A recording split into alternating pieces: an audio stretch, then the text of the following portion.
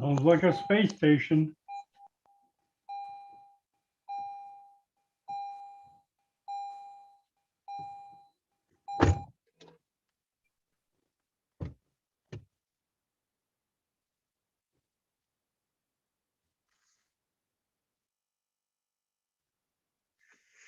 Oh, we're gonna have a big crowd today.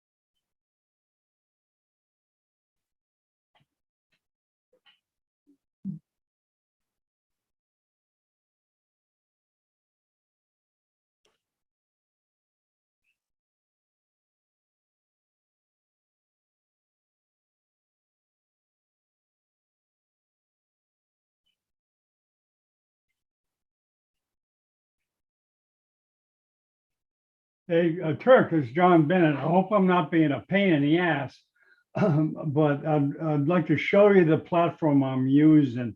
I'm telecasting in half hour on neurosurgical.tv. I'm televising pediatric neurosurgeon from Boston Children's in 30 minutes if you want to check it out. But that's a platform I use. It's like a TV platform. I televise big doctors like from Boston Children's to all over the world. So I'll call you later. Maybe we can check it out. Bye. Well, I'll text you. I'll text you the address. Bye.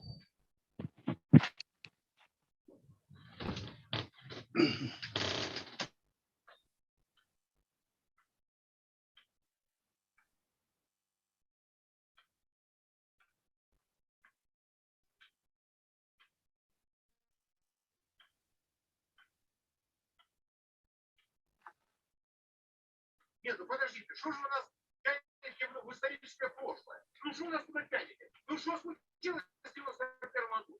Ну и случилось. Что случилось в 2014 году? Ну и случилось. Только возникает вопрос.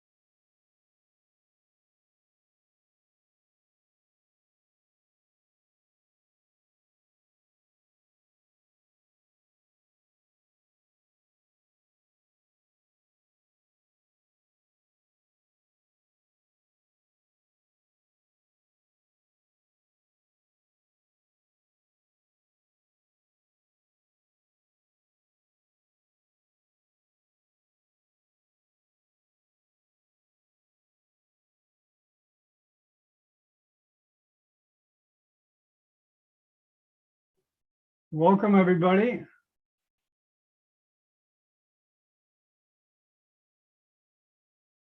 We got the right background.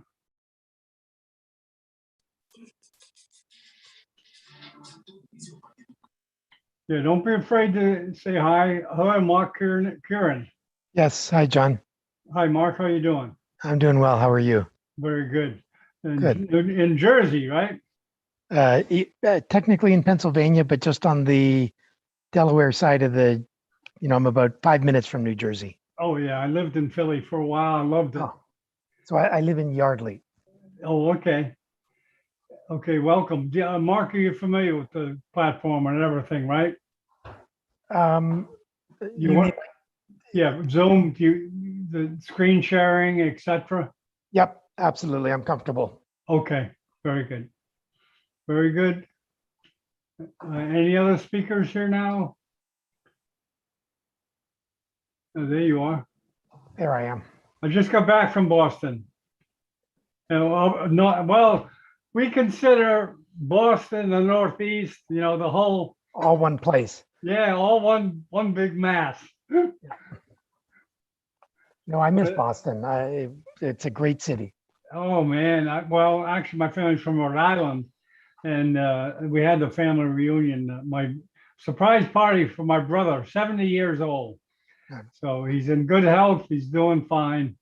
That's great. And he was pleasantly surprised. And we ate seafood every day. Yeah, they do have great seafood, Well, particularly the lobster. oh, man. Well, I actually like clams more than lobster. Oh, yeah? The quahogs, they're like bivalve mollusks. But if you steam them, very easy. You just put a little hot water in the pan, steam them. They open up and you dip them in butter. They're fantastic. And so I have a deal. I say, my brother Billy, Billy, I'll come, but you got to have the steamers on the stove ready to eat when I walk in the house. Because when I get there, we got to go get this, we got to go that. Oh, we can't do that. No, have it on the stove. So the first thing when I walk in the house, I eat a big pot of clams. Where are you originally from? I'm actually Canadian. So, and in fact, we lived in Newfoundland for a while when we were kids. So I have to admit, lobster is still my favorite food. So the last time we went up the coast, I had lobster every single day. It's Every day, huh? every day. I really Yeah, miss it. Newfoundland, I guess the same type of lobster, right? They call them Maine lobsters. I don't know what they're really No, called. actually, Newfoundland lobsters are different. Newfoundland's much further up north and out the coast, and Right. so the lobsters are they're much bigger and different. But for me, any lobster is still lobster. I would take anything. Oh, okay. Yeah, it took me a while to get used to the Florida lobster because they don't have claws, but they're good once you get used to them. But there's nowhere in the world I've seen that's better than New England. Nowhere as far as seafood. So, John, what's the agenda for the talks today? okay, I think Linda's first from Boston Children's. Hello, Ashim. Ashim, I think you're second. And Hey, Ashim- John. Hey, Hi, Mark. Ashim. How you Hi. doing? Welcome. Thank you for having me. Great. Okay. Yeah, I think Ashim is third. I think you're second. Yeah, let me get the screen on. Let me get the screen share on here. and Oh, I show thought I you. was first. That's good to know. Yeah. Okay.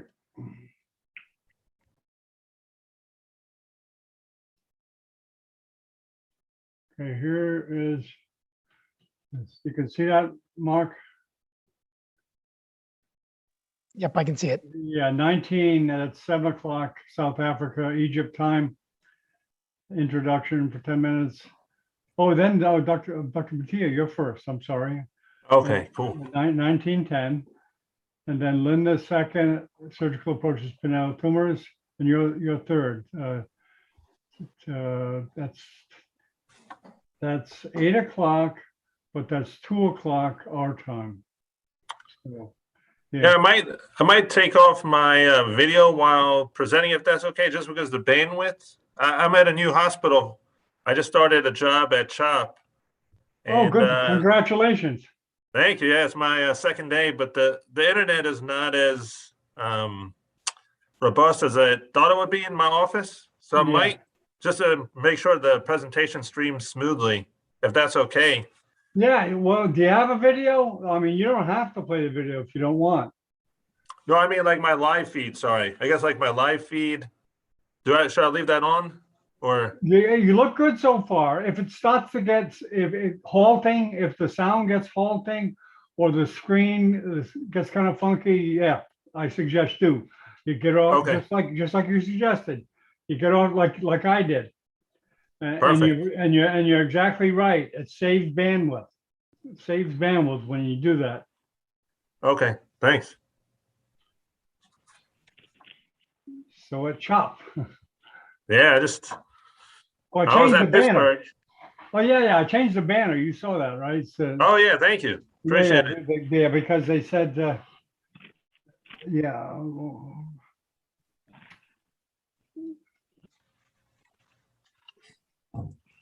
So Ashton, I'm in Yardley, Pennsylvania. I work at Bristol Myers Squibb, but I'm actually just about 30 minutes outside Philadelphia. So, and actually was supposed to start practicing in the pediatric brain tumor clinic at CHOP. And then COVID hit. And so I never made a single clinic because of course they wouldn't allow people in during, part-timers in during COVID. And then since COVID, they've changed the rules where part-timers can't join the program anymore. So Oh, man. I was going to Sorry be to there, hear. but now I'm not going to be there after all. So Oh, maybe we can collaborate in some other ways down the road. yeah, that would be great. Yeah, that's pretty cool.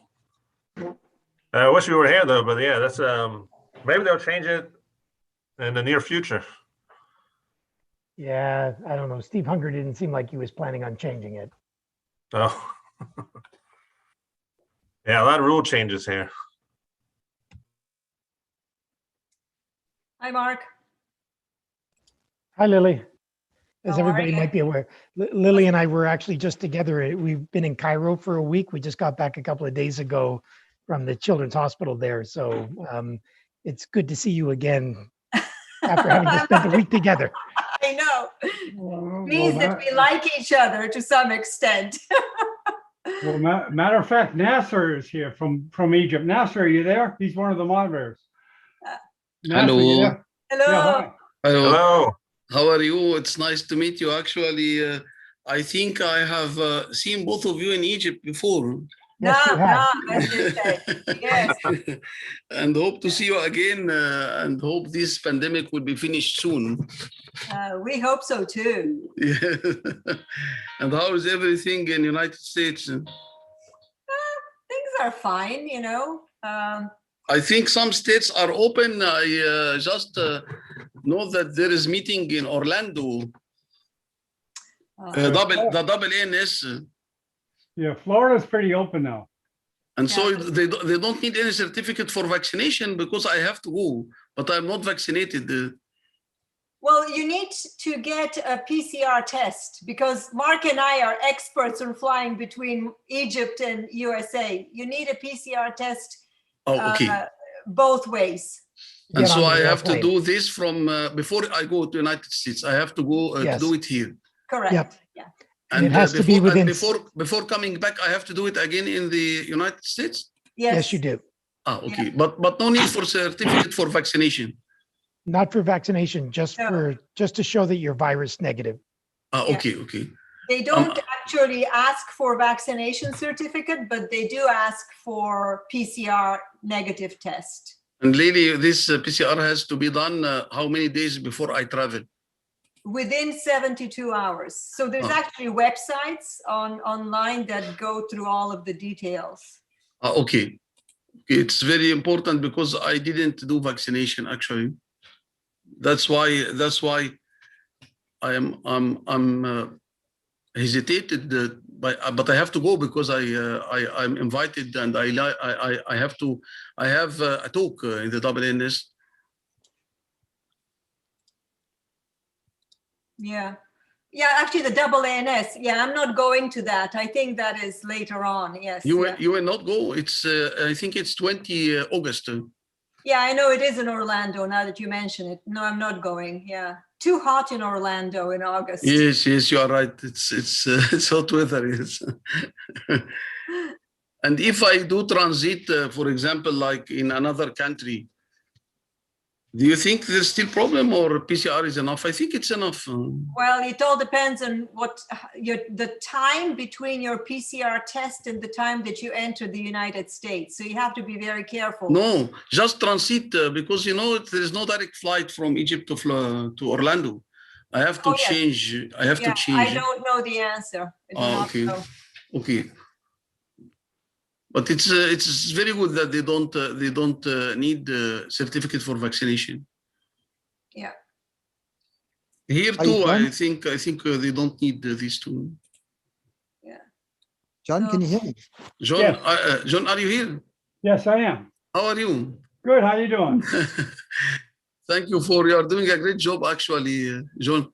Well, I think it comes from, it depends on the country of transit. It doesn't matter where you went before, but when you fly the United States, it depends what country you came from. I think, John, I have to change in Heathrow, in UK. I think Oh, okay. Yeah. See what just for 2 hours or something like this. yeah, but you know how it is with the law. The law, if they're sticky with the law, you don't want to get stuck at the airport haggling. Yeah, it's almost easier to fly to JFK, direct flight from Egypt, and then do the transfer within the same country so that there's not another country involved. You suggest to do it like this? Yeah. That's the way we do it. Are you moved? Yeah. Yeah, JFK. Okay. It's a direct flight to Cairo. Yes, we You're have direct flying flight. from Cairo, correct? Yes, we have direct Yeah. flight from Cairo to JFK. But Yeah, I'm trying to avoid domestic airlines because usually there is delay and security and. But if JFK it to Orlando is easy, so it's Really? Okay. much easier. I Oh, think okay. Wellington wants us to start. Okay. And so I think I do it like this. Yes. Well, how we gonna? Is Llewellyn coming today or? Llewellyn here, I can see him. Llewellyn, how are you? John, can you hear me, John? Yeah, Llewellyn. There you are. Okay, well, good to see you. Hannah, great to see you too. Quickly, John. Because you're on the show, man. You're key. No, sure. Thanks, John. Good to see you again. Nasser, How are you? John, do you mind just promoting Moody Qureshi? He just called me now to say he's a participant. I spent some time there as well before being promoted up. So let me just say hello to Lily. How are you doing, Lily? Hi. Nice to see you again. I'm good. Here, I'll wave. Let Yeah, me all right. take that video. Great to see you. And Mark and Hashim, great to see both of you. Thank you. Mohammed is Mohammed joined already, John? Not yet. I haven't seen him, but sometimes people sneak in. I don't see him. Just check. Mohammed, you there? Mohammed, you here? I don't see Mohammed. I sent him a message. Okay. So just check, please, John, because I spent some time in obscurity there for quite a while before. Yeah. I wondered where you were. You went quiet. Yeah. Okay. I think in the interest of time, let's give Mohammed just a minute or so to join. Yeah, sure. There's no rigid rules. And just check if Moody sent me a message saying he joined as well. So you should be there, John. Okay. Moody, you here? Zoom is giving me a hard time with some people letting enter. But it's usually when you have low bandwidth that you have a problem sometimes. I don't see Moody. I don't see Moody trying to enter. Moody, you here? Moody says he is there as a participant, so he's muted, can't really do anything. But if you could find him, it's Mahmoud. Mahmoud. Oh, Mahmoud, okay, maybe I missed. Oh, there he is. Yeah, okay. Hey, can I confirm for the discussion will be at the end of all the presentations, or will there be individual discussions? Yeah, so what we've done, Hashim, is we've been sort of slightly, lax with that. A lot of the questions come in, and we've had some time in between talks as well. So just to stimulate discussion, we may just allow a few questions and a few, light discussion in between, but keep a lot of it, till the end. Okay. There's Mahmoud. Okay. Hi, guys. Hey. How are you? Welcome. Mahmoud, how are you? I'm good now, sir. How are you? Nice Sorry, to see you. you decided to put my picture with my hat, so I thought maybe you want to recognize me. It seems like Llewellyn is interested very much in this picture, Mahmoud. John.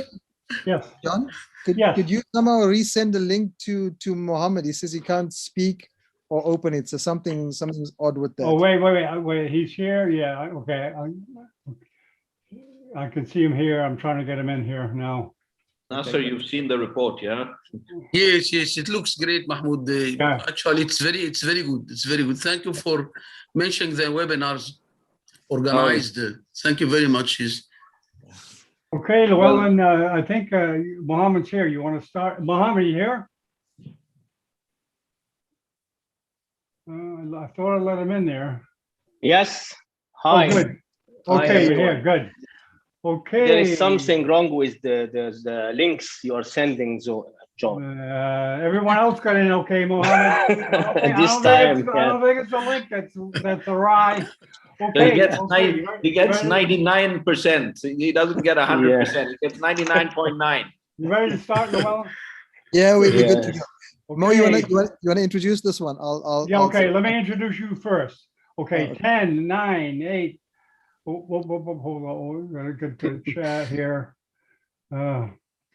10, 9, 8, 7, 6, 5, 4, 3, 2, 1. Good afternoon, this is Dr. John Bennett broadcasting from Miami Beach, home of Neurosurgical TV. We have the pleasure of hosting the WFNS CAANS collaborative efforts on pediatric brain tumors, and he has an all-star cast assembled. And I'd like to introduce Llewellyn. Hello, Llewellyn. Are you, John? Okay, it's all Thanks. yours, Llewellyn. Thanks, John, for the introduction and these webinars. I'm going to hand over to Mohammed Al Beltagi. We organize these together on behalf of CAANS. I'll just briefly welcome Nasser Al Gander, Modi Qureshi from CAANS, who we're delighted to have. Mo, you want to take over the introduction? Yes. Hi, everyone. It's our pleasure to have you in this webinar series for pediatric neurosurgery in the CAANS. This pediatric series, we have this time 3 eminent speakers, actually. So we'll start with imaging in pediatric brain tumors with Professor Dr. Bahatia. I will hand it to Llewellyn to introduce Dr. Bahatia and his presentation.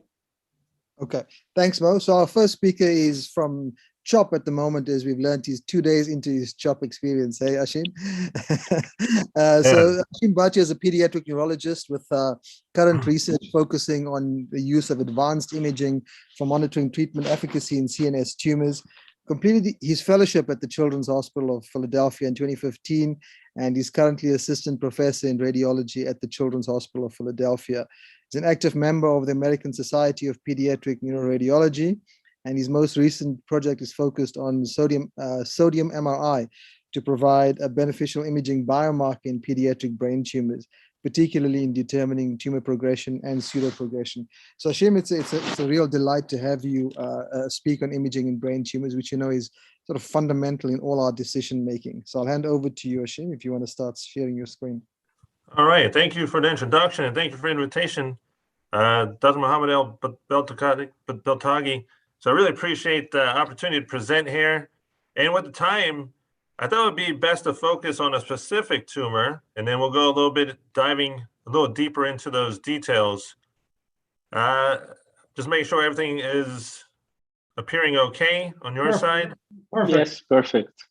Yeah, so like I said, I've been here at Children's Hospital Philadelphia for a few days now, and great institution, and it's happy to be here and happy to present on this topic. So we'll dive deep into the genomics, imaging, and some of the prognostic information. Disclosures, I'm a consultant for Group A. And here's the outline. So we'll go into the background, some of the history. We'll go into a much more detailed discussion of the subgroups because the World Health Organization just released the 2021 classification. And so I had some of that information before actually presenting. And this presentation was prepared, but just a few weeks ago, the release of the 2021 classification came out. So I'll include some brief info there. I already had a lot of that included. And then we'll go into just a brief discussion of syndromes related to medulloblastoma predisposition. And so this is just a breakdown of the most common tumors by age. And this is within the United States. You can see the 0 to 4 age group, the embryonal tumor is the most common. And within the embryonal tumors, you have medulloblastoma as the most common tumor, which is about 63%. And that's why this topic is very important, I think, is because it is the most common high-grade or malignant tumor, especially in the younger age group, you can see that. And we'll look at another statistic here. So I was actually trying to research within regions of Africa, what statistics, are they similar to the United States? Because this slide here is United States statistics. This study was out of Morocco. It was very striking that out of all the patients, so out of 542 patients, about 29% of them had confirmed pathology of medulloblastoma. So that was the most common tumor out of this study. And this is out of Morocco specifically. And then the next most common was polycytic astrocytomas and other low-grade astrocytomas. So it just shows the importance of us understanding medulloblastoma. Like I said, for quite a while, I was showing this slide as the new 2016, was there was a CNS update in 2016. And now the 2021 classification is out. So we can say new 2021 classification. And we'll go a little bit into those details, but it's important to know that the World Health Organization releases blue books more frequently. The plan is to have them more frequently over the next years, in the future. But the first one actually came out in 1979, and then there was interval releases in 1993, 2000, 2007.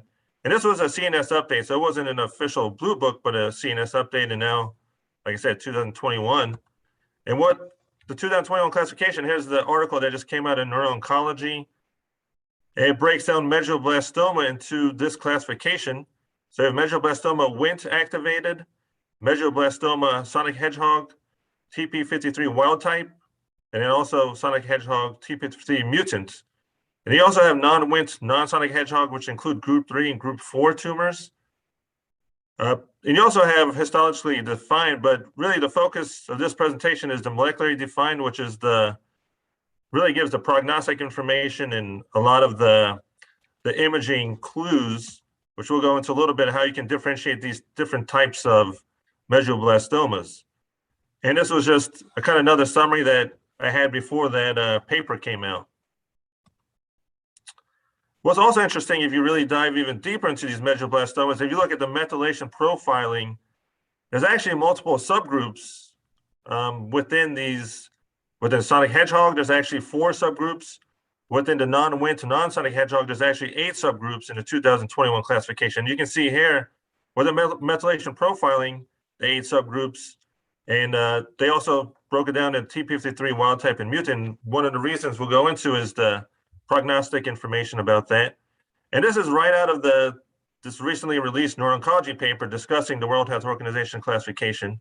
So some of these subgroups are associated with clinical, pathological, and genetic features that provide clinical utility, having either diagnostic, prognostic, or predictive value.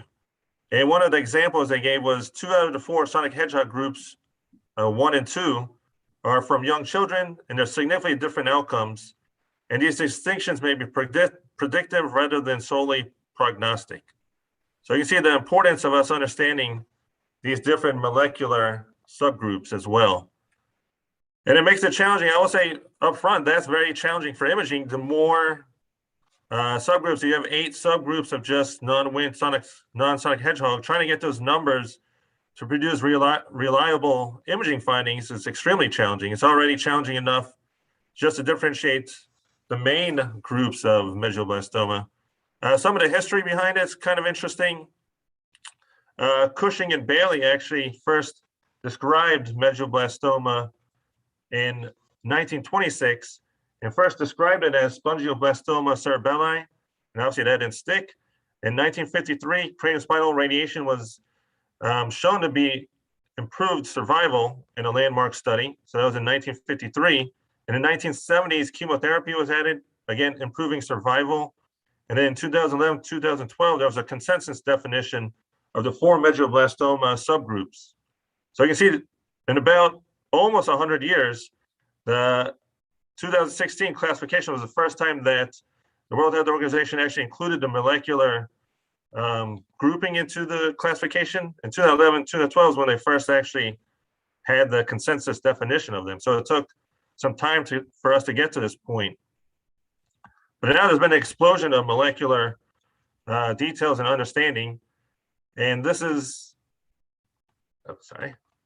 this is a breakdown of the different subgroups. So you have the Wnt, and actually part of this is covered, so that's why I'm looking on another screen. But the Wnt tumors or subgroups are only about 10% of the medulloblastomas, but have the best prognosis, very good prognosis. And it's very rare for them to have metastatic disease. While the sonic hedgehog, it's approximately 30% of tumors, probably the most well understood as far as genetically understanding them or molecular understanding of these tumors. Location of these is more cerebellar hemispheres. We'll go into that in the next slide. And when you look at group 3 and group 4, they make up about 60% of all medulloblastomas. And these actually have the worst prognosis and more likely to present with metastatic disease at presentation or with recurrence. And we'll go into now detail of each of these. Location, that's important. So within the color schematic here, the blue depicts Wnt tumors, which is usually dorsal brainstem, cerebellar peduncles. It could be also within the CP angle. But these tumor cells, unlike the other groups so within the Wnt, they're actually thought to be cells from the dorsal brainstem. The red represents cerebellar hemisphere, sonic hedgehog, which are usually in the cerebellar hemisphere, so not usually within the midline. And then you have group 3 in yellow depicted, which is usually superior vermian, close to the fourth ventricle, and group 4, which is most likely or usually inferior vermian. So that's why location is important, but as we get into the imaging, we'll go a little more. So here's an example. We're finally getting to some of the MRI, and I'll describe some of the sequences. So here's DWI ADC, showing a mass centered in the fourth ventricle, shows reduced diffusion, shows enhancement. This is the post-contrast sagittal T1, axial T2. But just saying that this is likely medulloblastoma, the future is going to take a little more understanding of the molecular subgroups. So how can we improve on just saying this is medulloblastoma? Well, that's what we'll dive into, because one of the initial discussions was location might help us. That here's a Wnt tumor. It was thought that these could be primarily CP angle masses, right? Are they all cerebellopontine angle masses? Not really. I'll show that in the next few slides. Here's an example of a sonic hedgehog mass. Here's a T2 weighted sequence. This is in the cerebellar hemisphere. This is commonly where they're thought to be. Here's a group 3 midline and group 4 on the T2 in the midline. This is a T1 post-contrast sequence. So let's dive a little deeper into the Wnt tumors. Like I said, the least common, but the best prognosis. And understanding the genetic mutations behind this, the 90% of Wnt tumors have a mutation in CTNNB1, which encodes beta-catenin. And this is what actually activates the Wnt pathway and keeps it activated to cause these Wnt medulloblastomas. And here's a MR of a Wnt tumor. So you see it's a midline mass. That's the first thing where we said, are they always CP angle masses? Well, no, in this case, you have a T2, DWI, ADC. See how dark it is on ADC? That's usually what you see with the medulloblastomas. This is post-contrast showing enhancement, but this is the most important sequence of this case. This is an SWI sequence, which shows the susceptibility correlating with the hemorrhage. And we know on pathology or even in the OR, these tumors are more likely to have blood products associated with them. And part of it might be related to the leaky or fenestrated blood vessels associated with the Wnt subgroups of medulloblastoma.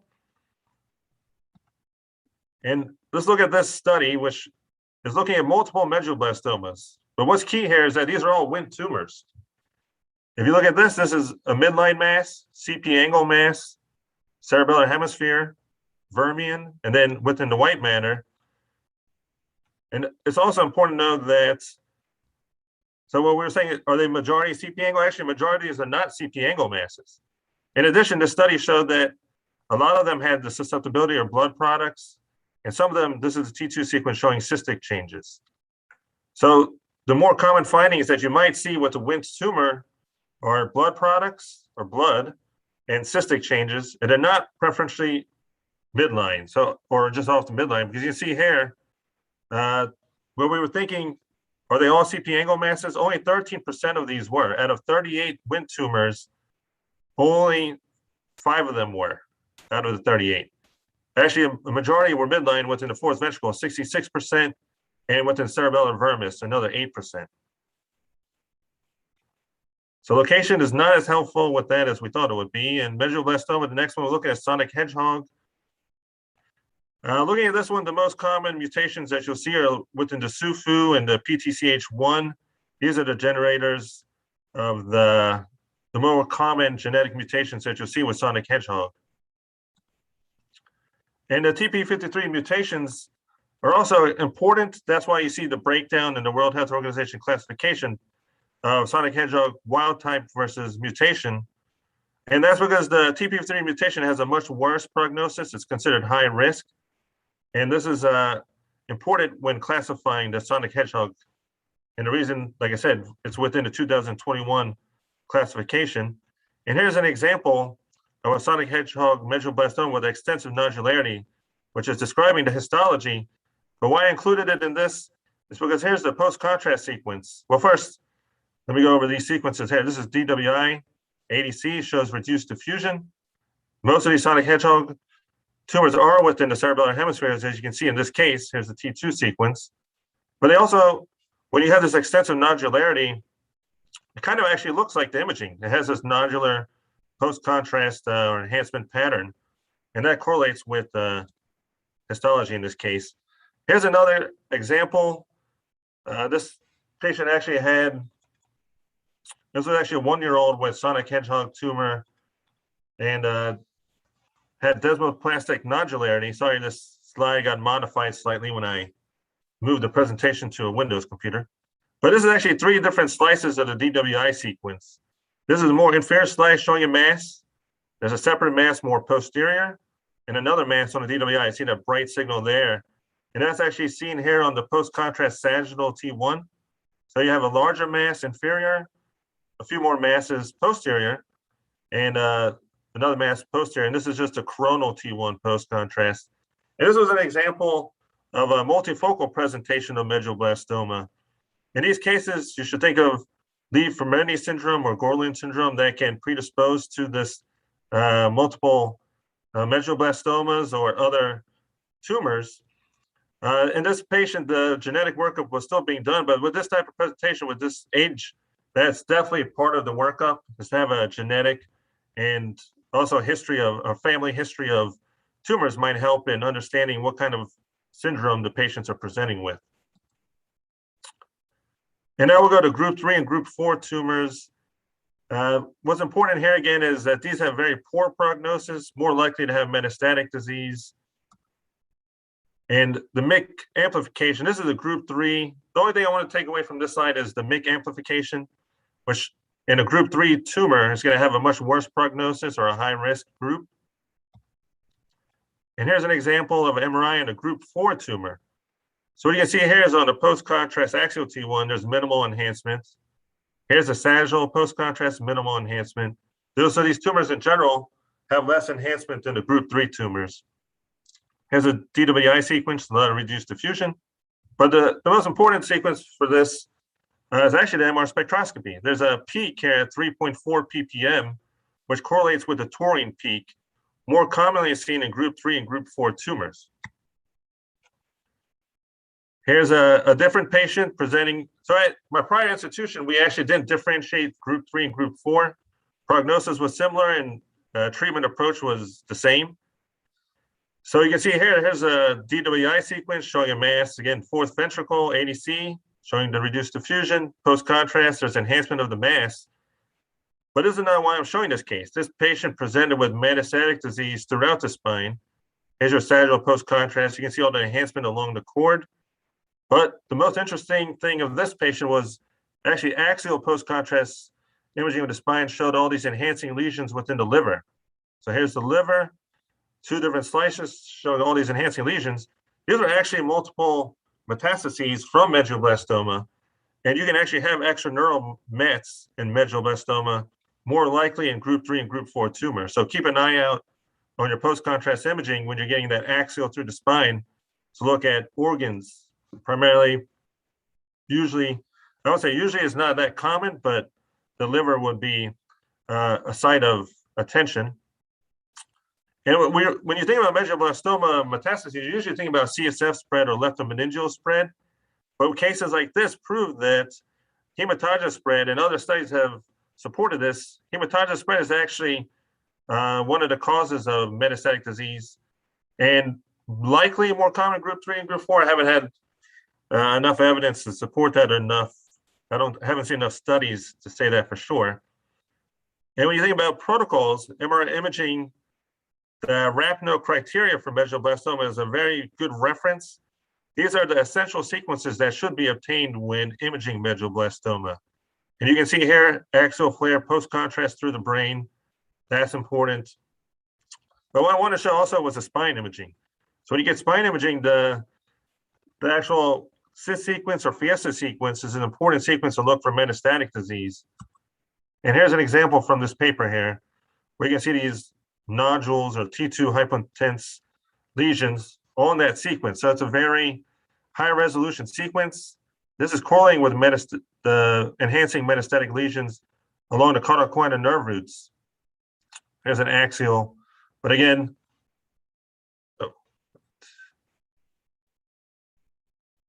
I think my screen.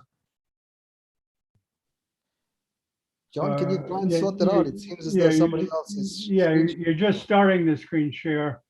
It could be the bandwidth issue is kicking in. Try to screen share again. I think someone else, yeah, I got it back. I think someone else might have tried to share the screen at the same time. Yeah, try it again. Try to enter. There you go. There you go. Okay, perfect.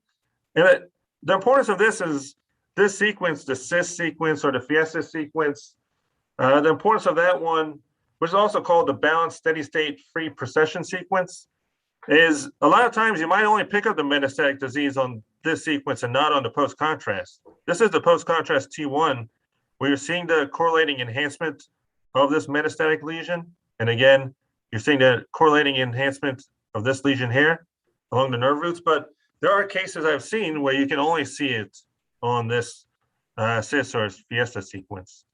So I do think it's important to keep in the imaging protocol.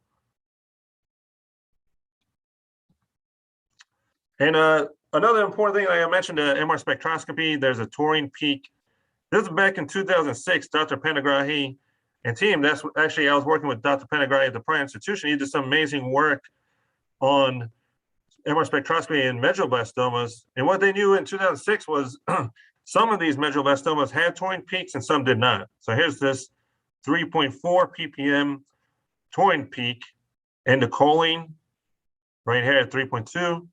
And then creatine at 3.0. So taurine's at 3.4. But then as the molecular understanding of these tumors became more clear, so this is now 2016, it was clear that certain subgroups have taurine peaks and some don't.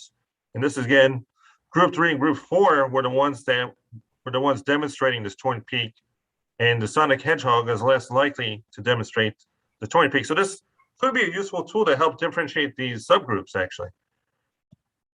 And I've seen cases in actual clinical practice where they became helpful. This is just a nice summary of everything we've seen or discussed, where you get from surgical resection to pathology and you get to the staging. So when you're with the Wnt tumors, like we mentioned, excellent outcome. Either way, whether it's average or high risk, you're gonna have an excellent outcome. And it's important because when I discussed this with neurosurgeons, they would like to know if they were dealing with the Wnt tumor or sonic hedgehog pre-surgically. That would help them to be, and this is just a discussion, no official survey or anything like this, but it seems like neurosurgeons would have a less aggressive approach with Wnt tumors if they felt confident with the pre-surgical diagnosis on imaging. Sonic hedgehog, we mentioned the TP53 mutation puts you in a high risk or poor prognosis.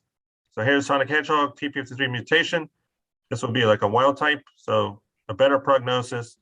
Non-Wnt, non-sonic hedgehog, we mentioned the group 3 or in general non-Wnt. If you have the MYC amplification, it's a worse prognosis compared to this group over here, where you have a better prognosis. And this is just another way to look at it. Clinical risk categories, very low risk, Wnt, no metastatic disease. That's something we are trying to stress. Sonic hedgehog, TP53 mutants, that puts you at a very high risk group, as well as group 3 MYC amplified and group 3 with metastatic disease. So, and there's spectrum as you go through. And another way to look at it, I won't go into this graph over here, but I like this to kind of summarize everything that we've mentioned. And also the syndromes, just to close it out. We saw a patient earlier that likely had syndrome, possibly Gorlin syndrome, which these patients present with like a basal cell carcinoma. And then you can also have a leaf for many syndrome. So these are the most likely to present with medulloblastoma, or the highest risk groups. And I like to close it out with saying, I think the future, as we discuss such a detailed discussion of medulloblastoma subgroups and molecular details, that radiomics and radiogenomics will be an important role in radiology in the future, and also including AI and deep learning models to help all this tremendous amount of data that comes out of it. There's not enough time to go into the radiomics or radiogenomics, but all these imaging futures, I do think will be at least worthy of studying in the near future to help us classify these tumors a little better, especially as you can see the subgroups. If there's 8 subgroups, in addition to the main groups of medulloblastoma, we might need some help with radiomics being that answer, hopefully. So I can thank again all the organizers for this opportunity, and happy to take any questions. Right, thanks, Ashim. There was a really great overview. I think radiomics really plays a treatment strategy. John, do we have any questions posed? I can't see anything in the chat though. Okay, I haven't scored anything. No. All right, perfect. Thank you. Well, I'm going to ask you a question, Ashim, quickly before you head off. I raised my hand as well, so. Yeah. Oh, Okay, who was that? sorry, I missed that. No problem. You Go ahead, Lou. Okay, so just a quick question. I mean, you showed how beautiful the MR spectroscopy is if it can be interpreted, appropriately, the tau peak. The role of nuclear imaging, so PET CT. One of your scans did show, I think it was a PET CT that you showed. Do you think that has a role to play in sort of, the broader extended radiomics or nuclear radiomics? Yeah, actually, one of the color images I showed was an AS arterial spin labeling. So it was showing increased perfusion. But I see what you're saying. It does remind me of PET imaging. I do think PET imaging is going to be a very important imaging tool in the future, especially when you're looking at molecular targets, where you can more specifically target imaging or like using theranostic agents to look specifically for those molecular subtypes of tumors. I think that is definitely going to be a huge role in the future, and also looking for metastatic disease. It's probably going to be an important role, and we're getting more. There are groups in like the prior institution I was at, University of Pittsburgh's investing a lot into PET agents and more specific imaging biomarkers. So I think that's a very promising future.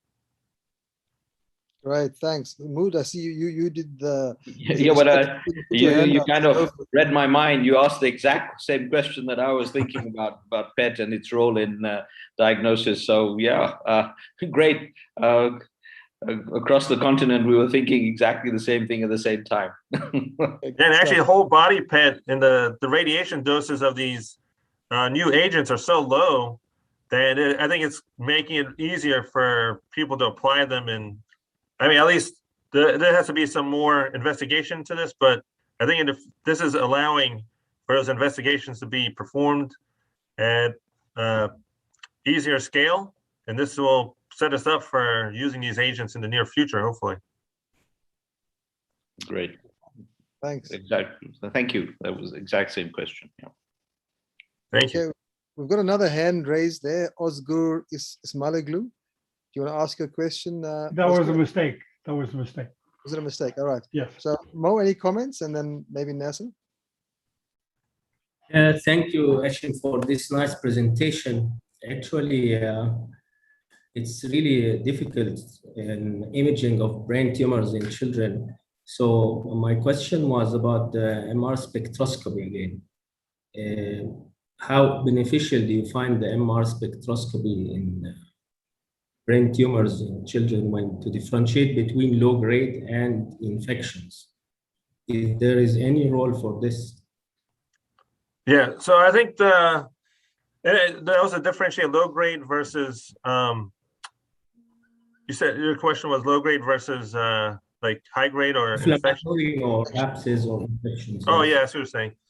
Yeah, that's a good question. I have a long presentation on MR spectroscopy that I do think it's important in certain cases. And I think it's important to perform consistently, because if you're only performing MR spectroscopy as advanced, I mean, I don't even consider it advanced technique anymore. It's been around so long that it's something that needs to be done consistently to be familiar with it. So if you see it in a case just once in a while, it's hard for that radiologist to really grasp the importance of the spectral profile in that case. So I think if it's done consistently, you get familiar with your technique at your institution. When the time is needed to implement it and use it for diagnosis, that's when it comes in handy. And so it can help in cases of encephalitis versus tumor. So we have like a multifocal type of infiltrative tumor. It might not necessarily be low-grade tumor, but it might be an infiltrative high-grade tumor. A lot of those sometimes look like encephalitis. I've had at least 2 cases where, I mean, I felt like the case looked like a multifocal tumor. Someone thought it was encephalitis, and MR spectroscopy in that case can differentiate or help in those cases. It's not perfect, but again, like I said, if it's done consistently, can be implemented versus abscess specifically. It should. It's not something I've used specifically for abscess, but I think the DWI sequence in that case is a more helpful enhancement pattern. But I think in general, it does have its cases where it can be, MR spectroscopy at least, helpful. Okay, thank you. Sure. So, Okay, go in the interest of maybe- time. You want to maybe go ahead and introduce Lily for the next talk? So the next talk would be surgical approaches for pineal tumors. Professor Gomanerova. So Lily Gomanerova was a former professor and director of pediatric brain tumor section at the Boston Children's Hospital, Harvard University. She's a very eminent professor at the Children's Hospital of Boston. Done a lot of publications and book chapters in pediatric brain tumors especially, and endoscopic approaches. Actually, Lily is a great friend and a mentor through a whole almost 14, 15 years. We've been knowing each other for a long time. So please, Lily, can you start your presentation? All right, thank you. I will get my presentation. All right, do you have it? Perfect, perfect. Okay, so thank you, Llewellyn and Mohammed, for asking me to give this talk. And I just want to have a question. How much time do we have? I don't want to really run over terribly. About 20 minutes? 20, 25 minutes, yes. Okay, very good. Okay, so I was given a Herculean task to discuss surgical approaches for pineal tumors in 20 minutes. So I will try and do my best here. So I think the objectives of my talk are going to be to define the indications for surgery. And they're going to be based on the biology, what the goals of surgery are going to be. Is it going to be biopsy, resection, CSF flow management, and then types of surgery, endoscopic, open, meaning craniotomy, or a combination of both. And then when I discuss surgical approaches, I will briefly talk about supratentorial approaches, posterior transcallosal, and then the suboccipital transtentorial interhemispheric approach, and the infratentorial supracerebellar approach, and then combined approaches, and in that context also CSF management. So those are going to be the objectives of the talk. And I want to also keep the talk in the context of what are the advances in the management of pineal area tumors that we have experienced over the past 20 years. And for me, the development and endoscopic technology has really been critical in the management of pineal area tumors. Secondly, the understanding of some of the biology and utilization of markers, and then adjuvant therapy. So these are the three critical components that have changed the management of pineal area tumors over the past 20 years. And no discussion can be without a very brief image of the anatomy, because that actually really impacts our outcomes. And here's the pineal gland in the center of the brain, and there is the aqueduct, and you can see the tectal plate and the brainstem with the quadrigeminal, the midbrain and the brainstem here in front, and the corpus callosum and cerebellum. The critical structures, third ventricle, choroid plexus, and then the vessels, and the thickened arachnoid around it. Anyone who is dealing with pineal area tumors needs to know this anatomy cold and needs to be aware of it whether you're doing an endoscopic procedure or whether you're doing an open craniotomy, because you can get into trouble in those areas doing both. Now, several important features about pineal tumors that make them unique in the pediatric population. Most pineal surgery is performed in the adult populations for diseases such as meningioma and some of the high-grade glioblastoma, and occasionally pineocytoma. That is not what we have in the pediatric population. And you can actually see in the pediatric population, it is mostly germ cell tumors, and those can be germinoma or the mixed germ cell tumors, some mature teratomas and pineoblastomas. The vein of Galen are in infants, and then occasionally we have choroid plexus tumors, triretinal retinoblastoma, and the occasional astrocytoma and ependymoma. So really we're talking about germ cell tumors, some pineoblastomas, rare astrocytomas. And in the pineal region tumors, this is a good graph that an Egyptian fellow of mine and I published in Child's Nervous System a number of years ago, Mohamed Zazu. It's looking at pineal region tumors and understanding which tumors are commonly seen and their biology. So commonly seen germinomas, which have a fairly good outcome, low risk, and then we have increasing risk, the germinoma with syncytial trophoblastic components and the mixed germ cell tumors. And then rarely we have teratomas. So 65% germinomas, and then 17% of mixed germ cell tumors and 18% teratomas. The pineal parenchymal tumors, which represent 15 to 30% of the pineal tumors, are either the pineocytomas, which are rarely seen in the pediatric population and mostly in adults, then the pineoblastomas, and this unusual tumor, pineal parenchymal tumor of intermediate differentiation, and the papillary tumor of pineal region. We don't really know much about the biology of this one, and these two are high grade. So it is important for us as pediatric neurosurgeons to know what kind of tumors we see in the pediatric pineal area, because that really determines how we manage them. And what is the clinical presentation? These tumors represent 0.4 to 1% of all intracranial tumors, 3 to 8% in the pediatric population, slightly higher in the Far East and Japan. And there usually is a 4 to 1 male to female ratio, most within the first 3 decades of life, and the non-germinomatous germ cell tumors are commonly seen in males in the first 2 decades of life.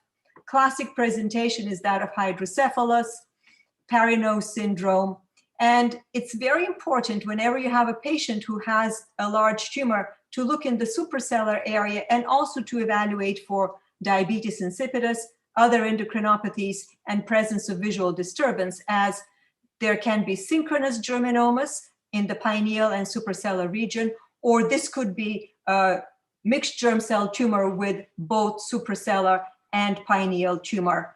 And there's also an unusual presentation of precocious puberty or diabetes insipidus alone with involvement of the pituitary stalk alone and germinoma.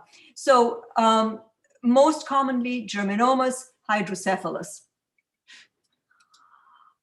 And what we now have known for a number of years is that we can distinguish germ cell tumors by the presence of serum and CSF markers. So in a simplistic way, germinomatous, or what are called germinomas, will have very mild elevations in the beta HCG in either the serum or CSF. They do not have elevation in AFP, and that's very important. And PLAP, which is something that can be tested but is not routinely done, is usually felt to be present in intracranial germinomas. One thing to know is the syncytial trophoblastic subtype of germinomas can also have elevations in beta HCG. Non-germinomatous tumors have very high elevations of beta HCG, and the highest ones are in choriocarcinomas, moderate in embryonal carcinoma, very high elevations of alpha-fetoprotein in yolk sac tumors, followed by the embryonal tumors and the immature teratomas. And if you have a very high level of CSF of beta HCG above 50 units or AFP, then you most likely have a non-germinomatous germ cell tumor. Serum titers tend to be higher than CSF titers. And one thing that's very important is that you have to obtain both CSF and serum markers. And for beta HCG, it's critical that you get the actual levels that your lab in your hospital does and evaluate them that way. So in pineal area germ cell tumors, we can make a diagnosis based on serum and CSF markers. And we now know that chemotherapy can be initiated after a diagnosis and obviates the need for tumor surgery at time of presentation. This is a shift from the way we managed pineal tumors 30 years ago. And then markers are used postoperatively to monitor response to chemotherapy, follow the patients to see if there is any relapse of tumor, and to then initiate subsequent therapy. So clearly for pineal area germ cell tumors, markers are the way to go. And just as a comment, marked elevations of alpha-fetoprotein carry a poorer prognosis. So what are the goals of surgery for pineal area tumors?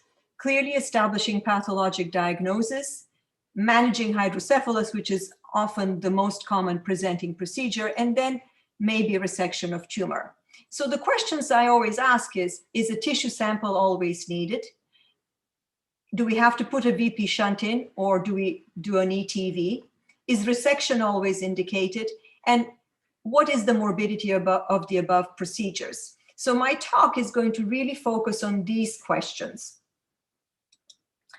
So here is an example of a pineal area tumor, and to emphasize and reiterate again, critically important MRI of brain and spine at presentation, and to obtain serum and CSF markers. Now, in a patient who has hydrocephalus with a large tumor in that location that has not been treated, you cannot perform a lumbar puncture. You obtain the CSF through the endoscopic approach when you do your ETV and or biopsy. And the endoscopy is for multiple purposes. You treat the hydrocephalus, you can do an endoscopic biopsy, and I put endoscopic resection because they are isolated case reports, but that is not the standard. And then maybe surgery. So this particular case here, you can see this tumor, that's the tumor that's peaking in the aqueduct, and this actually turned out to be a low-grade glioma. So again, history physical, imaging, very important to obtain brain lab MRI because that will help with your surgical planning, the markers, and then you treat the hydrocephalus. I was lucky to work in an environment where we saw patients and we could treat them immediately. So they did not have to have a shunt placed. In environments where you don't have the luxury to do that, it is done to take care of the hydrocephalus. So I think shunt may be placed. However, one has to be careful that in some of patients, especially with the mixed germ cell tumors, there is evidence that there can be dissemination, albeit rarely. So I very strongly advocate for the use of endoscopy to perform ETV to treat the hydrocephalus, and then potentially do a biopsy of the tumor if it's feasible and safe for the patient. Now, for the surgeons, I think it's very important when you do this to think of the anatomy. And it's important to obtain your navigation MRI so that you can actually plan your surgical procedure. So very important to think where is going to be the location of your borehole. I performed the biopsies and the ETVs through a single borehole utilizing a 30-degree scope, so I can rotate the scope and can do both the ETV and the biopsy at the same sitting without doing much manipulation. So you plan your borehole so you can actually access both through a single borehole. You evaluate the size of the lateral ventricles, the size of the third ventricle, evaluate the size of the foramen of Monroe and the relationship of the tumor to all the other anatomic structures. And then at the time of surgery, you look at the ependyma and the lining of the tumor. So those are very important as you're planning your surgical procedure and your endoscopic biopsy. And then this is the kind of view that you can see. I used primarily an Esculap system, but there are many systems, GOBS, stores, and also some of the newer flexible endoscopes. So for those of you who use endoscopes or are learning how to use endoscope, become familiar with one so that you're technically adept at that and use that. And you always need to use both a 0 and a 30-degree scope to be able to get to the back. And this is a beautiful image of a germinoma in the aqueduct. And at time of surgery, you need to have a forceps, you need to have cautery. And I also like to use a holding device so that my hands are free and not tired from holding the instrument. This is very important to also have a good assistant who understands what you're doing. And obtain CSF both for markers and then do a biopsy. You also need to have a pathologist who's going to be able to help you with all of this. And here are a couple of illustrative images. This is a 19-year-old male who presented with headaches, blurry vision, and vomiting. This is his preoperative image showing this very nice germ cell tumor. This was a pure germinoma, and he was treated with radiation therapy and now is over 10 years after his biopsy and treatment, and he's normal, intact as a college graduate without any evidence of disease and works as an accountant.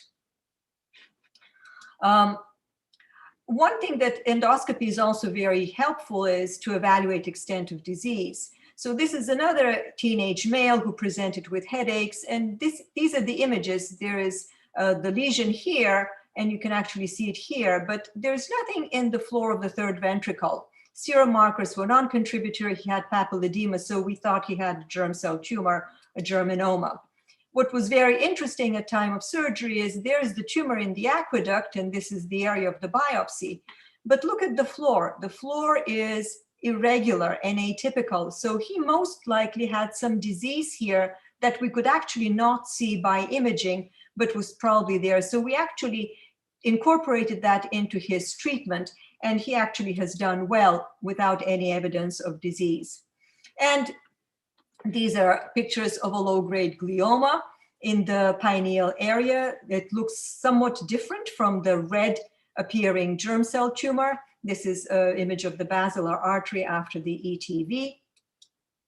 And this is another picture of another type of a germ cell tumor. This is a mature teratoma in a 7-year-old who presented with disease in the pineal area, but also evidence of dissemination in the ventricle. You can actually see here. And also there was evidence of dissemination along the entire neural axis. So this patient had an ETV, and then he had a resection of this very large mature teratoma. And the remaining disease we did not treat, and he's been followed with evidence of disseminated mature teratoma and is neurologically intact. So based on these kinds of pathologies, my fellow and I came up with a schema which actually appears complicated, but I will simplify it. If you have a pineal region tumor, you have evidence of hydrocephalus, you proceed with CSF diversion, hopefully with ETV, and obtain markers. Markers negative needs a biopsy, markers positive, no biopsy, you proceed with treatment. And again, hydrocephalus absent, you get markers. If the markers are positive, you don't need a biopsy. If you have negative markers, then you need a tissue diagnosis, and then you either do a biopsy or a resection. And I won't go through all the complicated other permutations here because this has to do with response to therapy, but a couple of things: second look surgery, growing teratoma syndrome. These are concepts that are relatively new, and as surgeons, we need to think about those, and every procedure that we need to do, we have to think, do I need to go and do another operation down the road? So this is the management schema simplified. If you have a patient who has hydrocephalus, you need to do a CSF diversion procedure associated maybe with a biopsy, obtain markers, and then based on the markers, either proceed with chemotherapy or obtain a tissue diagnosis either endoscopically or via craniotomy. If you do not have hydrocephalus, obtain your markers, and then you need to consider a craniotomy. So just to summarize, endoscopy and surgery, ETV to treat hydrocephalus, biopsy in select cases, but you may need to do surgery for diagnosis, you may need to do surgery for recurrence, and then there is surgery for growing teratoma syndrome and second look operation to evaluate for evidence of disease. Now, surgery for pineal area tumors is probably the most complicated procedure that we as pediatric neurosurgeons perform. And because of the complexity of it and the different approaches, I think that any neurosurgeon needs to decide what procedure they're most comfortable with and to become very good at doing that. There are different surgical procedures, either in the sitting position, in the supine position with the head flexed, or in the prone position. My preference has always been to do the patient in the prone position, or in the young patient where I can do a posterior transcallosal approach supine. I do not like to do the sitting procedure. It's critically important to manage hydrocephalus because at time of surgery, you cannot afford to have brain swelling. So you either do an ETV or you place an EVD. And it's up to you to decide whether you want to have the EVD done beforehand the surgery, a day or so, or at the time of the surgery. Anti-epileptics and steroids. I do not routinely use mannitol, but you can do it intraoperatively as necessary. Navigation is critically important, and intraoperative assessment of extent of resection, whether it's with endoscope, ultrasound, or intraoperative MRI. And also think of your anatomy. So just to reinforce again, you're going posterior transcallosal, interhemispheric, or supracerebellar. This area here, the veins of Galen and the internal cerebral veins and the basal veins, you need to understand the anatomy and its relationship to the normal structures and the arterial vessels and the tectum. Oftentimes, the tumors will distort that anatomy, and it is difficult. So be very, very careful. And injury to a vein can be fatal in this location or be associated with significant neurologic deficits. So this is a patient who had a very interesting case. He was 2 when he presented with hydrocephalus, and at that time, we had imaging which did not demonstrate the presence of a pineal tumor. He had an ETV, and 6 months later presented with what was a teratoma. And this was completely resected, recurred, and was treated subsequently with surgery and radiation therapy. So for this patient, I did the suboccipital transtentorial approach, and we were able to visualize all of the normal structures. He remained neurologically intact through all of that. Sadly, he passed away at age 20 because he committed suicide and had significant psychiatric disease that was unrelated to his tumor. But in this particular case, one could argue that you could operate on him via an infratentorial supracerebellar approach. And my concern with that approach often is that you have retraction on the cerebellum, and at the end of the procedure, if you have swollen cerebellum, it may be difficult to manage the patient postoperatively. So whenever you think about surgical approaches, think of the postoperative management of the patient. And just to go finish with that previous slide, that goal of surgery there was complete resection. Here is this patient who has a low-grade glioma that I showed you the images earlier. And here, I approached this via a suboccipital transtentorial approach. My goal was not to do a complete resection because we know these tumors are infiltrative tumors and we know that there is excellent adjuvant therapy. So again, my goal of surgery here is targeted based on knowing what the pathology is. This patient had an endoscopic biopsy of this tumor and we knew it was a low-grade glioma. So again, knowing what the biology is and the location and trying to avoid complications. And he has never required a shunt. His CSF management has always been with his ETV. And this is an example of a patient who had a very complex syndrome, 9-year-old who presented with a mixed germ cell tumor in another country. He had an attempt at a biopsy/resection, which was complicated by significant venous injury, multiple infarcts, CSF infection. And by the time he came to us, he was very neurologically impaired.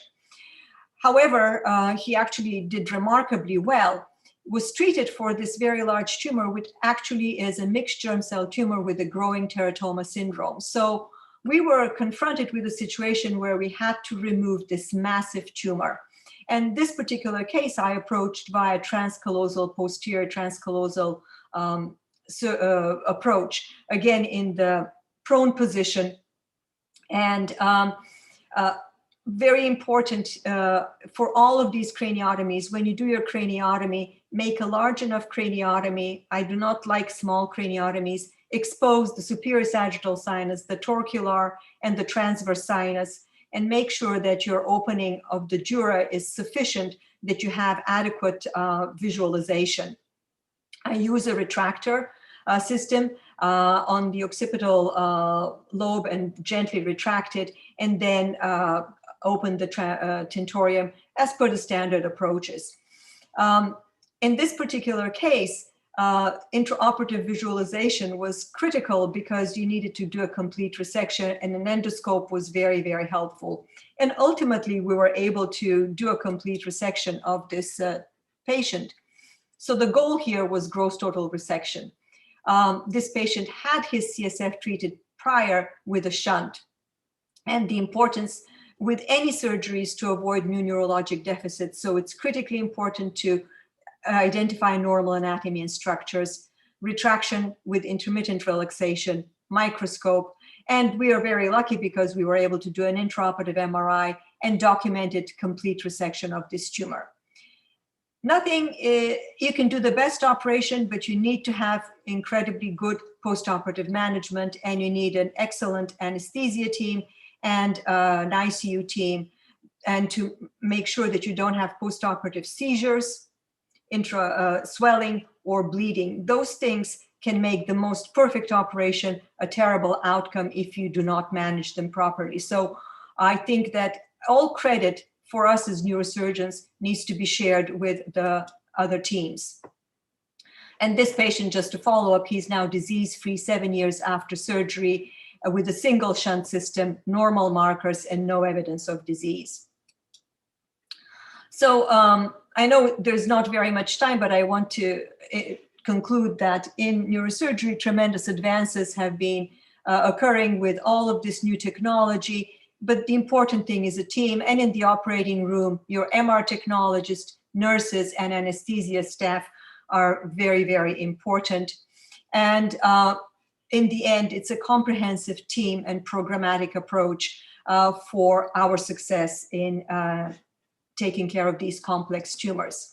So in management of pineal area tumors, surgical advances, especially with endoscopy, understanding biology and adjuvant therapy have shifted us from operating on a lot of these to not really doing significant operation in this very treacherous area, but we're able to treat a lot of the germ cell tumors with management of CSF only and then adjuvant therapy. So getting back to our questions, is a tissue sample always needed? No. VP shunt insertion versus ETV, depending on your resources and your settings. Is resection always indicated? No. And all of this, we need to always think of the morbidity of the above procedures. What is the biology of the disease and what is the expectation for the patient overall? And I just want to thank everyone, and I hope that in the 20 or so minutes I was able to give you some ideas on surgery for pineal tumors. Thank you. I'm happy to— Thank you, Lily, for a very interesting presentation, as usual. There are some questions from the attendees. Of course. One of them is there any role of urine sampling for beta HCG in diagnosis of germ cell tumors? This is from Lawrence. I am not aware of any, and I think it's really serum and a CSF that are the standards. Okay, and another question was, do you follow up patients with both serum as well as CSF markers? I think Mark have answered the question. And proper assessment of tumor marker is both serum and CSF. Absolutely. So both preoperatively and postoperatively, serum and CSF. So preoperatively, either at the time of the ETV or via an LP, depending on what the patient's neurologic and imaging status is. And then postoperatively, and to follow disease and response to therapy, it is both serum via and CSF via lumbar puncture. So yeah, both of those. Yeah, and Mohammed, my point was just to remind people that sometimes with a brain tumor, you can have a negative CSF and a positive serum, and certainly frequently a positive CSF, but a negative serum. So you really should be doing both if you're going to follow them comprehensively. Yes, absolutely. And also the other thing is for the beta HCG, you have to get a quantitative evaluation. So do not get fooled to say, oh, I'm going to order a pregnancy test, which I have seen some people have done. It has to be a quantitative analysis. There is another question about the stereotactic biopsy or endoscopic biopsy. So that I think to some extent depends on the location of the tumor. So if you have a patient who will need hydrocephalus treatment, you have large ventricles and the tumor can be seen with your endoscope, I would do it. But again, it depends on how facile you are with your endoscope, and if you also have pathologists who are going to be able to make a diagnosis with a relatively small sample. Now, I think stereotactic biopsies can also be treacherous for the same reason that surgery is treacherous. You have a lot of vessels and tumors that can also be fairly vascular. So both germinoma and mixed germ cell tumors are very vascular tumors. So, and that was the big morbidity 30 plus years ago when I was in training. People did not like to operate on germinomas because they bled. And you can imagine if you do a stereotactic biopsy and you have hemorrhage in that location can be devastating. So I've been very reluctant to do that stereotactically, but I can understand why in some situations it may be something that can be done.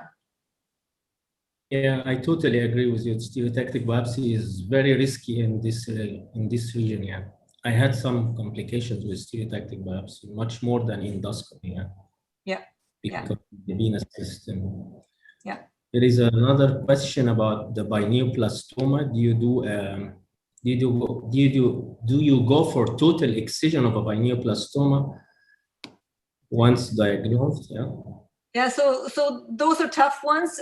Yes, I think ideally you should try and do a gross total resection pineoblastoma. But again, it all depends on what the anatomy is and what are the risks associated with it. But yes, for pineoblastoma, that would be my my goal of surgery. Any more questions or comments? Modi, Professor Gandour, and Llewellyn? No, I think it's a very well covered, extensively and very well covered lecture. I think it's a great learning experience for those of us who go to the pediatrics not so often, but do so. So thank you very much for a very, very illustrative lecture. Professor Gandour is here. Yes, Mohammed. I enjoyed the lecture of Lily actually, and she puts a protocol of treatment for pioneer region tumors, and that's very important. Listening to this talk, I think it was very important guidelines for all pediatric neurosurgeons. Thank you, Lily. Thank you, Mohammed. Okay, thank you. Thank you. Yes, and now I want to introduce Professor Mark Kieran, who advances in molecular biology for pediatric brain tumor. Mark was a former professor and director of the pediatric brain tumor program at the Dana-Farber Institute, and former professor of pediatric neuro-oncology at the Boston Children's Hospital and Dana-Farber, and he is currently the senior director of pediatric oncology in the Global Drug Discovery Unit of Bristol Myers and holds stock in the company. Mark is a great pediatric oncologist and research. He's doing a great job actually, and I thought his presentations are very fruitful. So please, Mark, can you share your screen? Yep, absolutely. I know somebody is not on mute. Mariam, I think it is, Hosni.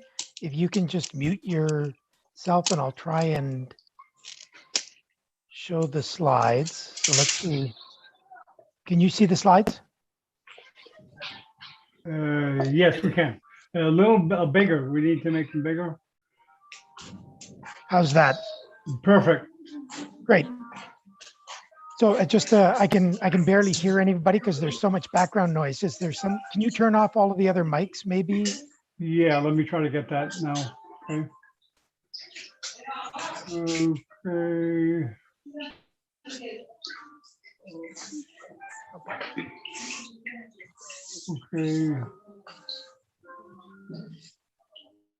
Okay, that should be okay.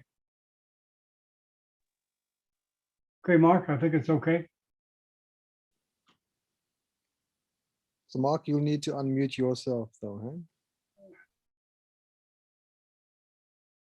huh? Okay, how's that? Yeah, that's good. Excellent. Okay. So what I had, well, first of all, let me just thank the organizers for an opportunity to speak today.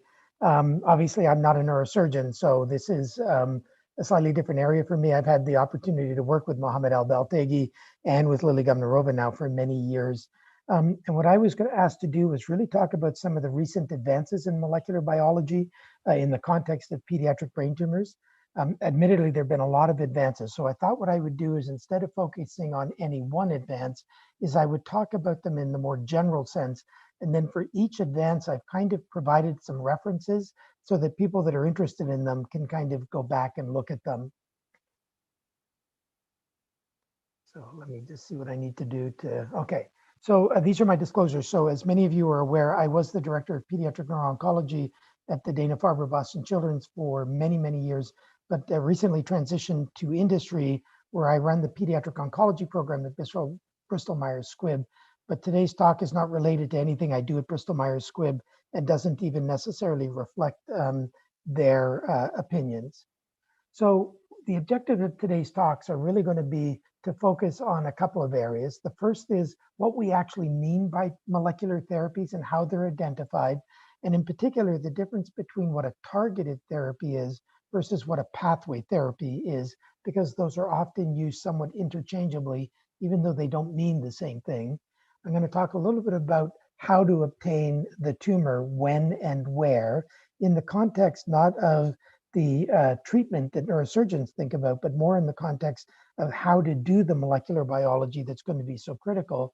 And then finally, I'm going to talk about some of the targets that have been identified, as well as the potential for some of the therapies that have worked and where we go from here. So under those, what I'm going to do is start with this concept of tumor targets and pathways, because what we're most interested in are tumor targets. These are basically targets that can be used to identify and potentially direct therapy against a tumor cell. And so a good example would be BRAF V600E. This is obviously a mutation that doesn't occur in any normal cell of the body. And so if you could have a drug that attacks only the BRAF V600E mutation, you could presumably target every tumor cell and not touch a single normal cell in the body, and thus you should have virtually no toxicity whatsoever. And this is kind of what we are shooting for in the context of targeted therapy. I will tell you there are virtually none of these in existence. Even the example I gave, BRAF V600E, as I'll point out later, is not truly a mutation-specific drug, which is why it has so many side effects. It's because it hits normal BRAF as well. So the second type that's a little more common than what we would have wanted, the tumor-specific ones, are what are referred to as tumor-predominant antigens. So these are the targets that are present on or in tumor cells, but are also present on some normal cells. For those of you that follow the leukemia fields, for example, the ability to target CD19 leukemia, which is the common form of childhood ALL, wipes out virtually all of the leukemias and has revolutionized the therapy for that disease. The problem is it also wipes out all of the normal B cells that also express CD19, which means you don't make any immunoglobulin because you've lost all of those cells. So great for anti-tumor effect, bad for some of the long-term toxicity. And in terms of brain tumors, c-Myc is the same thing. It is, as you in fact heard, it's present on certain types of group 3 medulloblastoma, but c-Myc is also present in normal cell, and you can't hit the tumor c-Myc without hitting the normal c-Myc as well. And so you have to accept some level of normal disruption. What accounts for most of what we do, though, that we call targeted therapy isn't that targeted at all. It's typically the interference of an entire pathway. So in this context, and if we took, for example, neurofibromatosis low-grade gliomas, if we took the BRAF KIAA1549 fusion pediatric low-grade gliomas, some of which Lily had talked about previously, we treat them with MEK inhibitors. Now remember, the patient doesn't have any mutation in MEK. They actually have mutations either upstream around RAS or around BRAF. But we shut down the entire pathway via inhibition of MEK as a way of stopping the signal, which means not only are we inhibiting the pathway in all of the tumor cells, we're inhibiting the pathway in every other cell of the body. And these pathway inhibitors, not surprisingly, are much easier because there are multiple places where you can inhibit the pathway. But unfortunately, they also cause a lot of toxicity because of the off-target effects that we see from these. And again, most of the therapies we now deal with are in fact pathway targets. So here's a kind of classic example of the RAS-RAF-MEK pathway. And again, you can see up here the, there are a couple of different mutations, and in blue, these are drugs, if we could invent them, that could be specific. NTRK fusions, FGFR1 mutations, the KIAA truncated fusion, and even the BRAF V600E. The drug, if you could invent one of those drugs, it could be tumor specific. Unfortunately, none of these actually exist right now. There are no specific, truly targeted drugs. So what we use instead, for example, in the case of BRAF V600E, is a drug that does preferentially hit V600E, but unfortunately, it also inhibits normal BRAF, and that's why you get all of the side effects, which means it's not truly targeted to just the mutation. And there are multiple drug companies that are working on more specific inhibitors for every one of these so that we can get a better kind of tumor cell kill to normal ratio. And what we're currently dealing with, though, these are the inhibitors that we're mostly using, right? The mTOR inhibitors, the MEK inhibitors, the BRAF inhibitors. There are now some new ERK and AKT inhibitors that basically shut down all of these pathways when you've got these abnormalities upstream, and hence all of the expected side effects that come out of those. So we've now got a sense of what the approach to the therapy will be, whether it's tumor specific or simply pathway. And of course, the question is, now that we're starting to develop these therapies, how do we get the material needed to actually make those diagnoses? Because it wasn't so important to do this before, but unlike the kinds of stuff that are done in many of the pathology labs, many of the biologic assays require material to be processed in an appropriate manner. And as Lily was just pointed out in her talk on pineal tumors, we're able to do more and more with less and less. One of the interesting things in the context of using biopsies instead of resections is that there is the opportunity that the piece of tumor that we get for analysis actually doesn't represent the entire tumor. And in fact, there is now this growing concern about whether multiple biopsies from multiple areas of the tumor are going to be needed to account for the known heterogeneity of the tumors. The other thing, it's not just a question of getting a biopsy at the time of diagnosis, it's also going to be important to get them at the time of relapse or progression, because these are the kinds of new analyses that may guide us to a treatment option that wasn't there before as the tumor continues to mutate and generate new opportunities for therapy. The other thing that I think many of you are aware of is there's been really a massive explosion in our ability to begin to detect abnormalities in a serum, plasma, CSF. So for example, you can now in many research and a couple of clinical labs now diagnose the BRAF V600E mutation from CSF or blood samples. And similarly, you can now detect the H3K27M mutation in CSF without even needing to biopsy the tumor. And then, although it wasn't discussed in the imaging, for example, in patients with IDH1 mutations, which obviously are much more frequent in adults than in pediatric patients, you can actually detect the presence of a tumor that has IDH1 mutation in it by virtue of MR spectroscopy without even doing a biopsy. So there's certainly a lot of exciting things other than actual sampling the tumor that are coming about.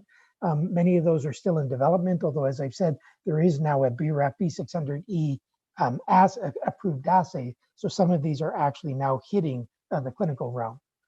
What I wanted to do is talk a little bit more though about the kinds of samples that we're going to be interested in terms of actually tumor analysis. And you can see that obviously those have to do with histology, with the omics revolution, DNA genomic whole exome or whole genome sequencing, RNA-seq, for example, methylation profiles, miRNA analyses and proteomics. And more importantly, what we're beginning to understand is that it's not just what the mutations in the tumor are, it's the environment that the tumor sits in. What are the glial cells adjacent to the tumor cell telling the tumor cell? What factors are they providing? What is the vascularity doing? Because it's only when you put it into 3 dimensions with all of the cells in situ do you really begin to understand how best to attack these tumors. And obviously part of our understanding of the biology is going to be the understanding of those elements. So actually this is a slide from Lily. This was one of our protocols for the biopsy of children with newly diagnosed untreated DIPG, where we could begin to understand the biology. And obviously, Lily can answer any questions on the approach, but the idea again was, how are we ever going to cure DIPG if we don't actually find out what's driving them? And this was the first international protocol to actually design to do that. In fact, out of that, you can now take a tumor sample and get a biopsy or a piece of tumor, and you can basically send it to a tumor bank. And most of the major medical centers now have these, and they're becoming critically important as the biology of tumors begin to overtake just the use of cytotoxic chemotherapy agents in a kind of non-specific treatment format. And obviously, FFP tissue, frozen tissue, and some that actually in Boston, for example, we were allocating directly into tissue culture and mice so that we could learn some of the biology. Again, out of these samples, you can analyze DNA, RNA, and protein using a variety of platforms that are kind of advancing almost every day. But this isn't kind of theoretical. These are the things that were being done on virtually every single patient that was having a procedure done in Boston family, if the family was willing to consent. And out of those came a number of findings. And this is one paper from Lindsay Hoffman, where they had taken a 4-year-old child with DIPG, and they actually analyzed 6 different areas of the tumor. 4 of them were from within the pons. 1 of them was a contiguous lesion in the right basal ganglia, and 1 of them was from a metastatic leptomeningeal lesion. And as you can kind of see, as you look at these 6 different samples that look a little bit different on histology, all of them had p53 mutations, but you'll notice some of them, for example, for PDGF alpha were wild type. Some of them had amplified, some of them had just a couple of extra copies. And when you look at the mutational profile, it was interesting, 5 out of the 6 samples actually had normal sequencing of the PDGF alpha gene, but this one sample from the right posterior pons actually showed an activating mutation in PDGF alpha.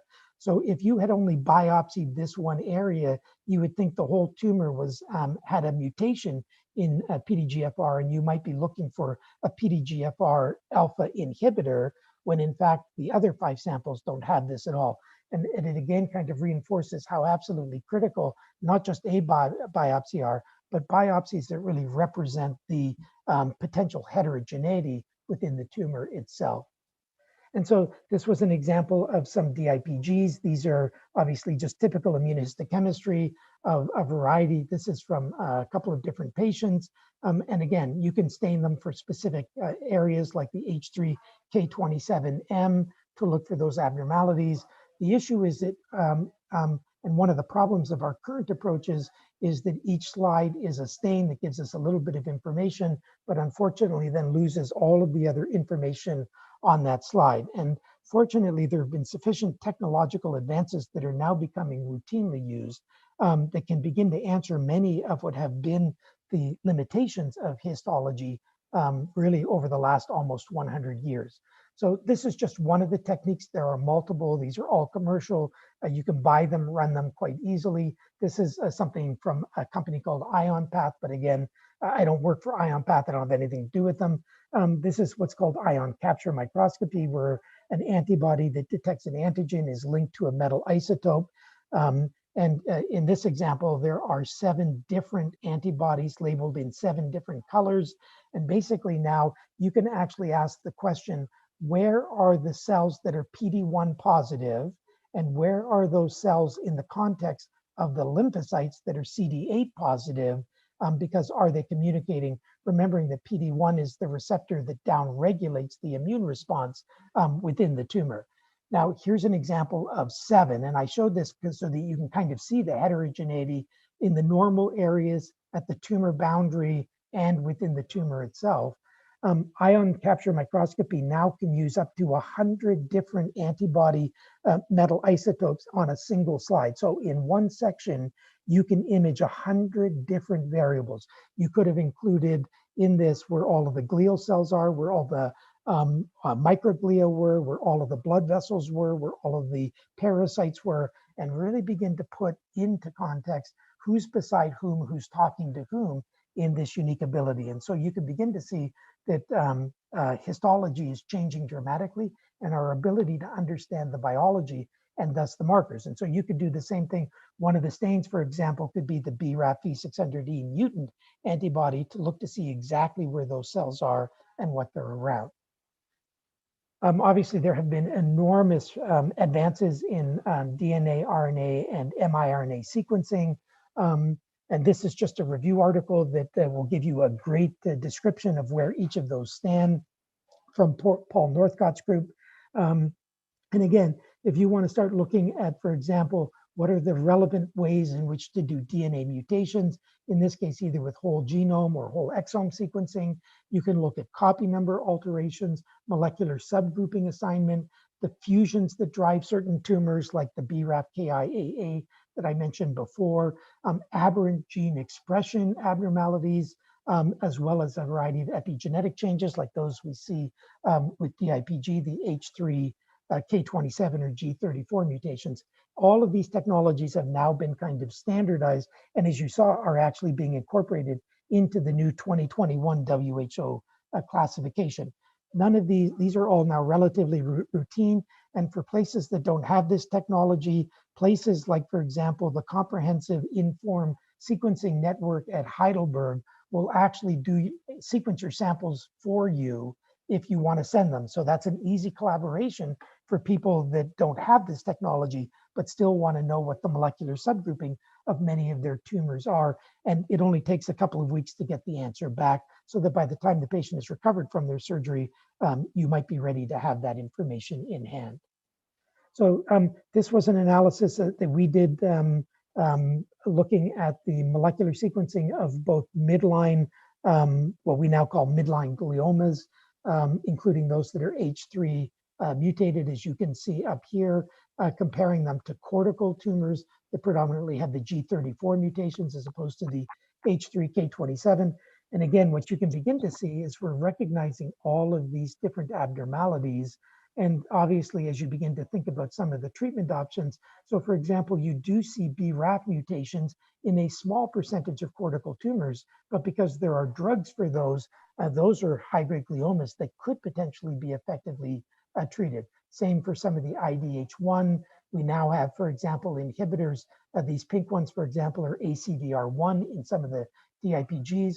As I pointed out, there are PI3 kinase pathway inhibitors that are now approved, same for CDK2A and so forth. So you can begin to see that the biology is starting to catch up to our ability, some of the drugs are starting to catch up to the biology that we are recognizing in some of our tumors.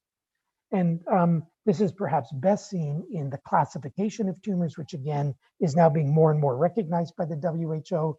This is from Paul Northcott's group, but again, the Heidelberg group has probably led this effort. So here is the methylation array. Methylation arrays, basically, they don't tell you what mutation is in the tumor. They tell you what developmental stage the cell was at when it became oncogenic, kind of like the minute it veered off and went haywire. And so, whereas in the old days, medulloblastoma was a single entity of small round blue cells of the cerebellum, you can see that in fact medulloblastoma is these 4 different entities that are easily differentiated by methylation arrays. Similarly, the ependymomas can be easily differentiated. Who knew that ATRT was actually 3 different kinds of tumors and so forth? And you can begin to really put this together as we begin to isolate the individual mutations that cause each of these individual subtypes and then direct therapy specifically against them, right? Because if I told you that I had a sonic hedgehog inhibitor to treat, if you just treated all medulloblastomas, well, the 3 types of medulloblastoma that don't have sonic hedgehog as its driver cannot respond to a sonic hedgehog inhibitor. They have no problem with sonic hedgehog, which means these patients would only get the toxicity of the drug, none of the benefit. These are the only ones that would actually benefit. And then what's become particularly exciting for those of you that attended some of the recent sessions at the Pediatric SNO meeting is this is work from Crystal Mackle's group at Stanford, where they were looking at CAR T cells directed against GD2, which is present on the majority of pediatric DIPGs. These are obviously mouse experiments where she took the GD2 specific CAR T cell, and you can see that it dramatically effectively treated these mice, where she took another CAR T cell. This is CD19. This is the one that targets the B cell antigen I mentioned in ALL. And although it would cure mice with ALL, you can see it has no effect on DIPG because it expresses a different target. And interestingly, they have now started the clinical trial, and she recently just presented some of the early results showing responses in some of those patients with progressive recurrent DIPG using some of these CARs now in actual children. So This is a review article that's maybe worthwhile taking a look at that kind of summarizes the major molecular subtypes that you heard about before for medulo, for the other small round blue cell tumors, the 3 subtypes of atypical teratoid tumor, the 9 types of ependymoma, as well as those for high-grade gliomas, both hemispheric and a DIPG. So this is in this single article, you can kind of get a sense of where most of the things stand. But what I wanted to do was, and I provided a reference for each of these so that if you want to see the individual ones, because as was mentioned previously, medulloblastoma is no longer just 4 categories, it's actually now 12 categories. And so for those of you that are interested in even a little more detail, these articles are available. Although right now the only targeted therapy we have for medulloblastoma are for sonic hedgehog tumors, and now some for the MYC amplified tumors using some of the BET inhibitors. So although we're breaking these into multiple categories, for many of them, we don't actually have any specific therapy, but the assumption is that those will come with time. So here's the classic, one of the classic papers for the 9 subcategories of ependymoma. Here are the 3 subcategories for ATRT, based on whether on the left-hand side you use the German classification or on the right-hand side you use the Toronto classification, although they basically mean the same thing. Here is the differential for both midline and hemispheric low-grade gliomas based on their tumor type and histology, incorporating the new classification into them, as well as how to kind of approach these patients in terms of who gets a BRAF inhibitor, who gets a MEK inhibitor. This is the 9 subclassifications now from the group at the Royal Marsden, looking at pediatric high-grade gliomas, both brainstem and non-brainstem, and again, the different approaches. And although we're just now beginning to develop some of the therapies, like the CAR T cells that I talked about for the H3K27M, there are more and more of these coming. As you know, there are clinical trials in adults for IDH1 mutant tumors, even though those are relatively uncommon. Obviously, the BRAF and low-grade gliomas, for which we already have both BRAF and MEK inhibitors. And then finally, ETMR, relatively rare tumor. Unfortunately, it gets even rarer because it turns out ETMR is not a single tumor. It can actually be broken into 4 separate molecular subgroups based on what drives the abnormality, which again means that we may need to come up with separate therapies for each of those 4 entities. And then this is just a review that kind of takes what are known as some of these subgroups. So here, for example, are the approaches being used for the sonic hedgehog medulloblastoma. Here are some of the approaches in this review article for the H3K27M mutant high-grade gliomas. Here are some of the approaches for the low-grade gliomas with either BRAF or MEK inhibitors, and so forth. And so for those of you that want a simple kind of review article that summarizes the status of that, this is a relatively updated paper, only published less than a year ago, that has this information. And then in the same paper from Sabina Mueller's group is, again, it can go by the disease, the WHO classification, what the tumor type is, what the target is, whether it's a fusion, a mutation, an amplification, what the kind of therapy is, and what drug you might actually use to consider treating those patients if you've done the molecular profile. And then she does the same thing this time by looking at what is the inhibitor, what's the name of the drug, what disease could you use it for, when would you use it, and what are the open clinical trials. And again, this is relatively recent, published within the last year if you're interested in that. And so what I'm going to do now is just very quickly show you a couple of examples, because it's not all just theoretical. In fact, this is a patient we had from Boston that had a child with a BRAF V600E tumor that was progressive after chemotherapy. We started this patient on just an oral drug called dabrafenib, a BRAF V600E inhibitor from Novartis. And you can see within 8 weeks, there is still just a little spot there. So this was considered a partial response, but that's still a pretty good partial response, I think, in anybody's book. And again, we're seeing complete and partial responses in a very high percentage of these patients. And so, as Lily was pointing out, you wouldn't want to do an aggressive surgical procedure per se when you could get these kinds of responses with a once a day oral medication. And it's not just, that's not just the sole example, since we often just tend to show one. This, for example, are NTRK fusions. These are pediatric patients with brain tumors. And again, you can see on this waterfall, the vast majority of patients are responding, and some of the responses are very dramatic. Here's an example of 2 patients on the Sonic Hedgehog trial we ran. These are patients that are really considered incurable. They've relapsed after radiation. They had both had multiple relapses in this 11 and 4.5-year-old child. And you can see both of them had complete responses to this daily Sonic Hedgehog inhibitor drug, recognizing that there are some toxicities to the drug that you do have to be aware of. But certainly, at least based on biology, these drugs have shown significant efficacy. And there is now an international trial for adolescent and adults with Sonic Hedgehog tumors actually using Sonic Hedgehog inhibitors at the time of diagnosis. And then here's some of the newer. This is a metabolic drug, ONC201. Again, this is a large randomized trial that's going on now, but this was from the original phase 1/2. And again, there are some very nice responses being identified in this drug as well. And then finally, as you know, for congenital mismatch repair tumors, again, where patients tend to have a high mutational burden, immunotherapy appears to have a role in this circumstance. So this is nivolumab, a PD1 inhibitor that again showed a nice complete response in these patients, is actually, there is now a large international trial going on to better define the activity of this. But interestingly, in the relapsed patient population from the Hospital for Sick Children with congenital mismatched glioblastoma, the median survival on checkpoint inhibitors is over 3 years, which of course is much longer than even the median survival of newly diagnosed GBM patients. So again, really showing quite dramatic responses and durability of responses in a patient population that you wouldn't think would do particularly well for particularly long. And so I've just shown a couple of examples of how this works. But I wanted to just finish with one last slide, and that is, because I don't want to kind of leave the impression that we have solved all of the problems and that now you just have to do the biopsy, find the target, and you're done.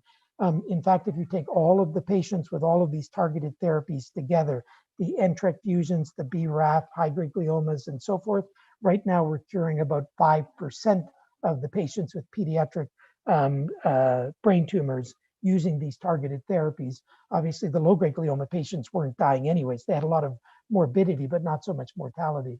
The problem is that these therapies have not worked in the majority of patients, and maybe that's not such a surprise.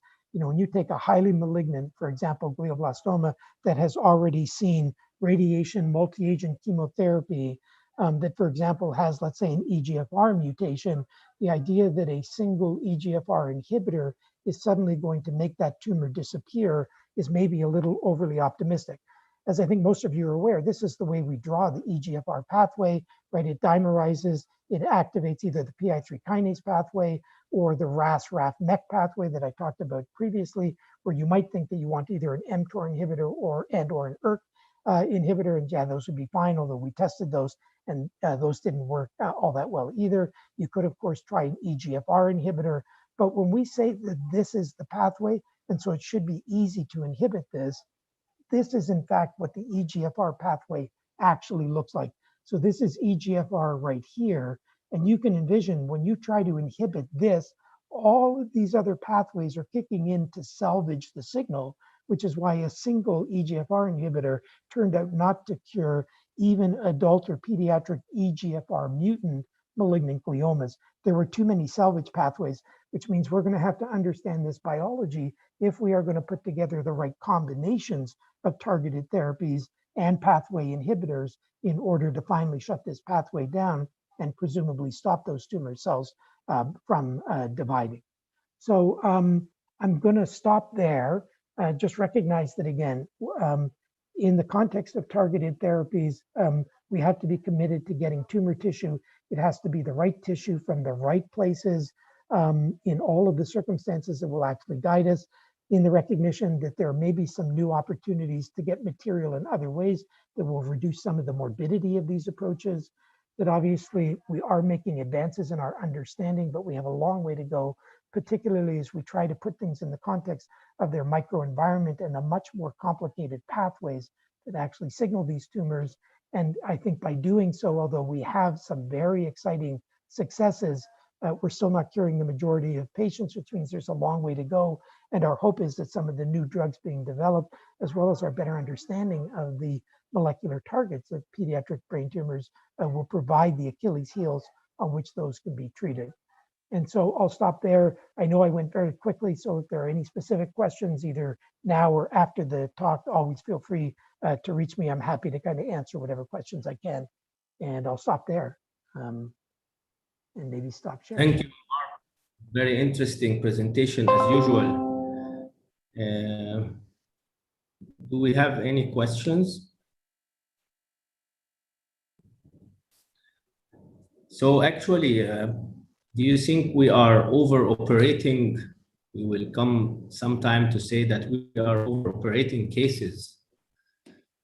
Well, I mean, I think Lily kind of answered that question, you know, that the change in the operative approaches for pineal tumors, because again, if you can diagnose a germ cell tumor from CSF and or blood with germ cell markers, you don't need to do a big complicated operation. So there's a place where, I mean, right, the tumor markers are to some extent, they are tumor markers. They're part of the tumor biology, and they've been critical in terms of guiding our approaches to germ cell tumors.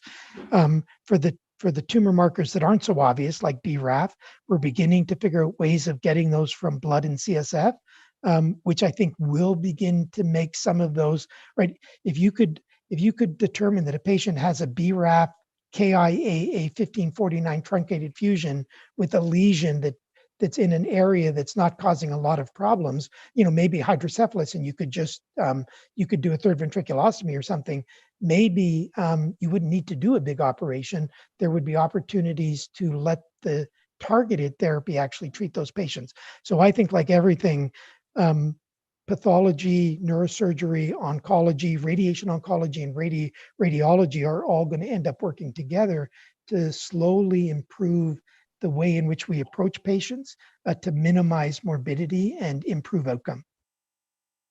If I may just comment, Mohammed, and I think you also know that, but really, I think if we have good markers, then our goals of surgery are not going to be different. Our goals of surgery are going to be towards either treating hydrocephalus or treating mass effect to the extent that that is causing the problem. So it's going to be much more targeted surgery, if I can use that word, rather than the old sort of fashioned way of there is a tumor there, we need to go and take it out no matter what.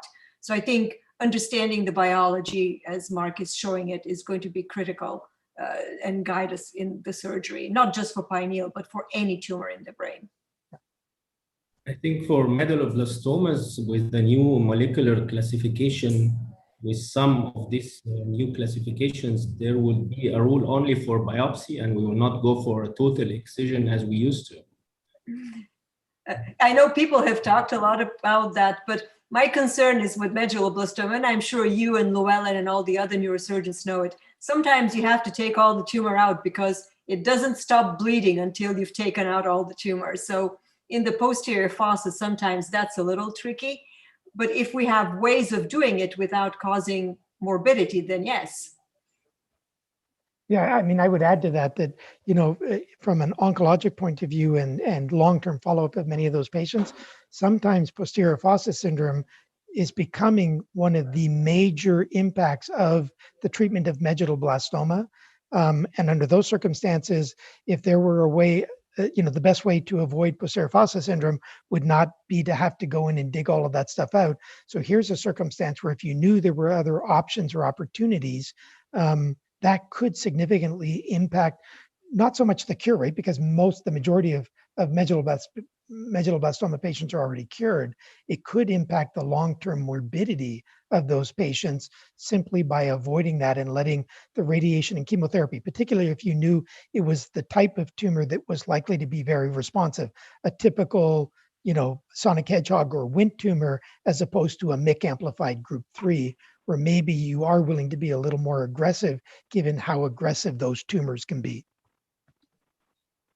Yeah. Perhaps I could just add a quick point. I see Moody's got his hand up. I don't want to jump in ahead of you again, Moody. So maybe just go ahead and make your point, Moody. I think in fairness, go first. Yeah. Now, amazing talk. A lot of information and giving hope for future treatments, obviously. My question is fairly mundane. How does immunocytochemistry relate to the molecular biology information that you're getting in the overall management of a patient? Yeah, it's a great question. And the good news is that they are catching up. So there are now antibodies that can recognize the difference between normal, the trimethylated H3 and the K27M mutation. So you don't need a molecular profile. You can do that on a tumor sample. The BRAF V600E, the same thing. There are now techniques for identifying the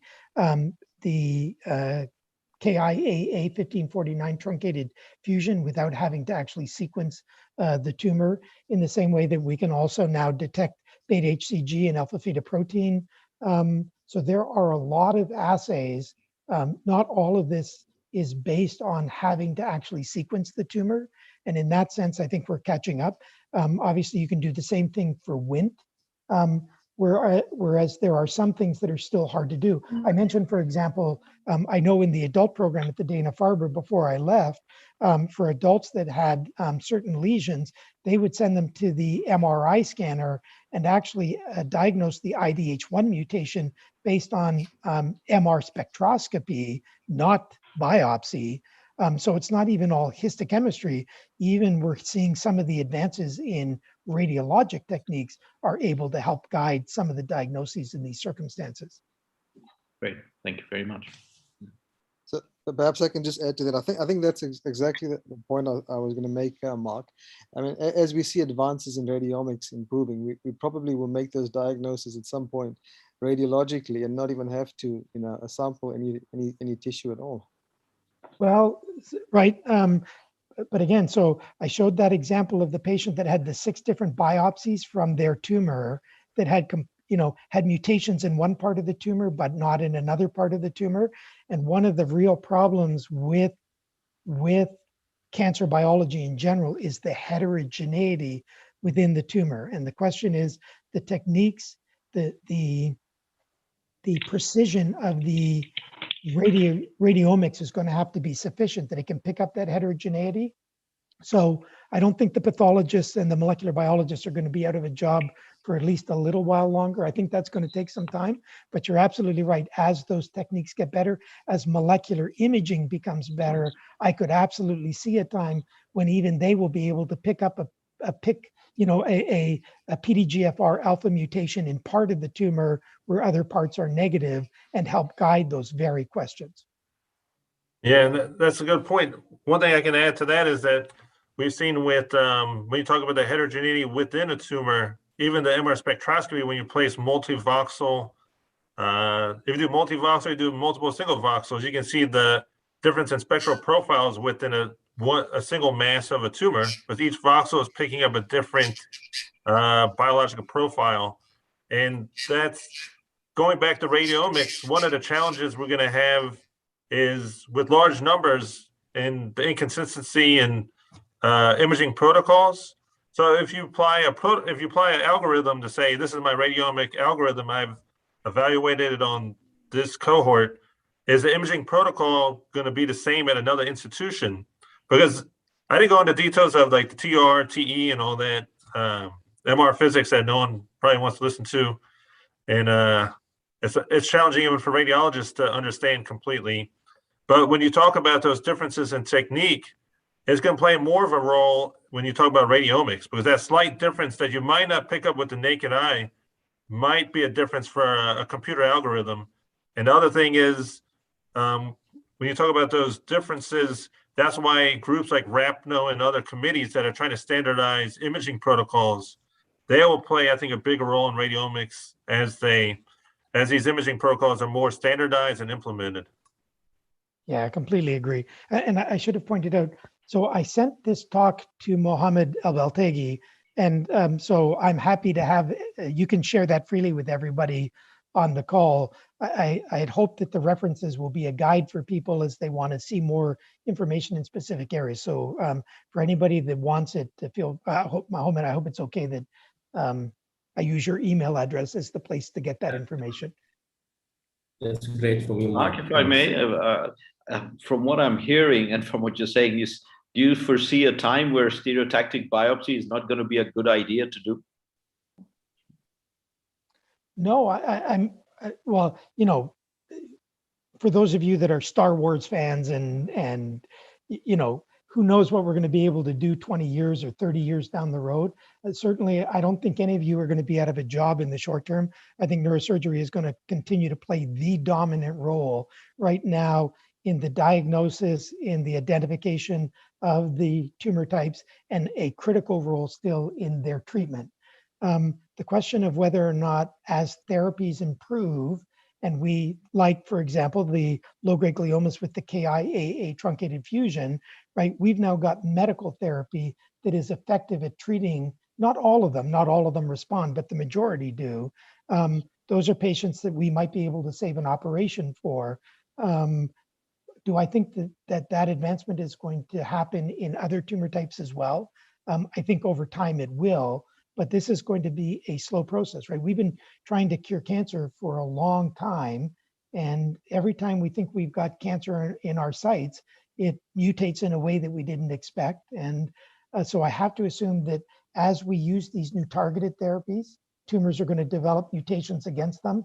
Those patients are going to relapse. We're going to need to continue to biopsy them, understand how the tumors are responding, and develop a whole new wave of therapies after that. So at least in the short term, I think all of your jobs are very safe, and we continue to rely on you to answer the critical questions, both in terms of diagnosis and treatment.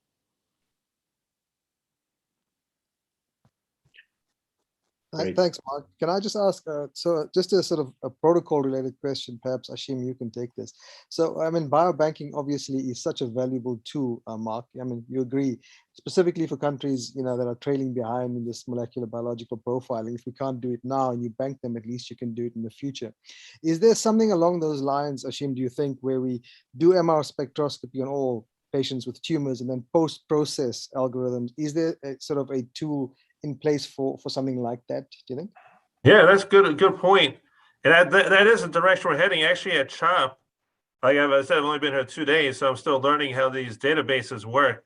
But there's a database called D3B, which is an open source database where anyone can submit not just imaging, but the genetic information, the tissue samples, any history. So all that goes into a database. And what the goal would be is to collect all of that, analyze it with a similar algorithm. That way, results are more uniform, and also the numbers are more powerful to improve or whatever it is, radiomic analysis, if you're looking at just molecular analysis.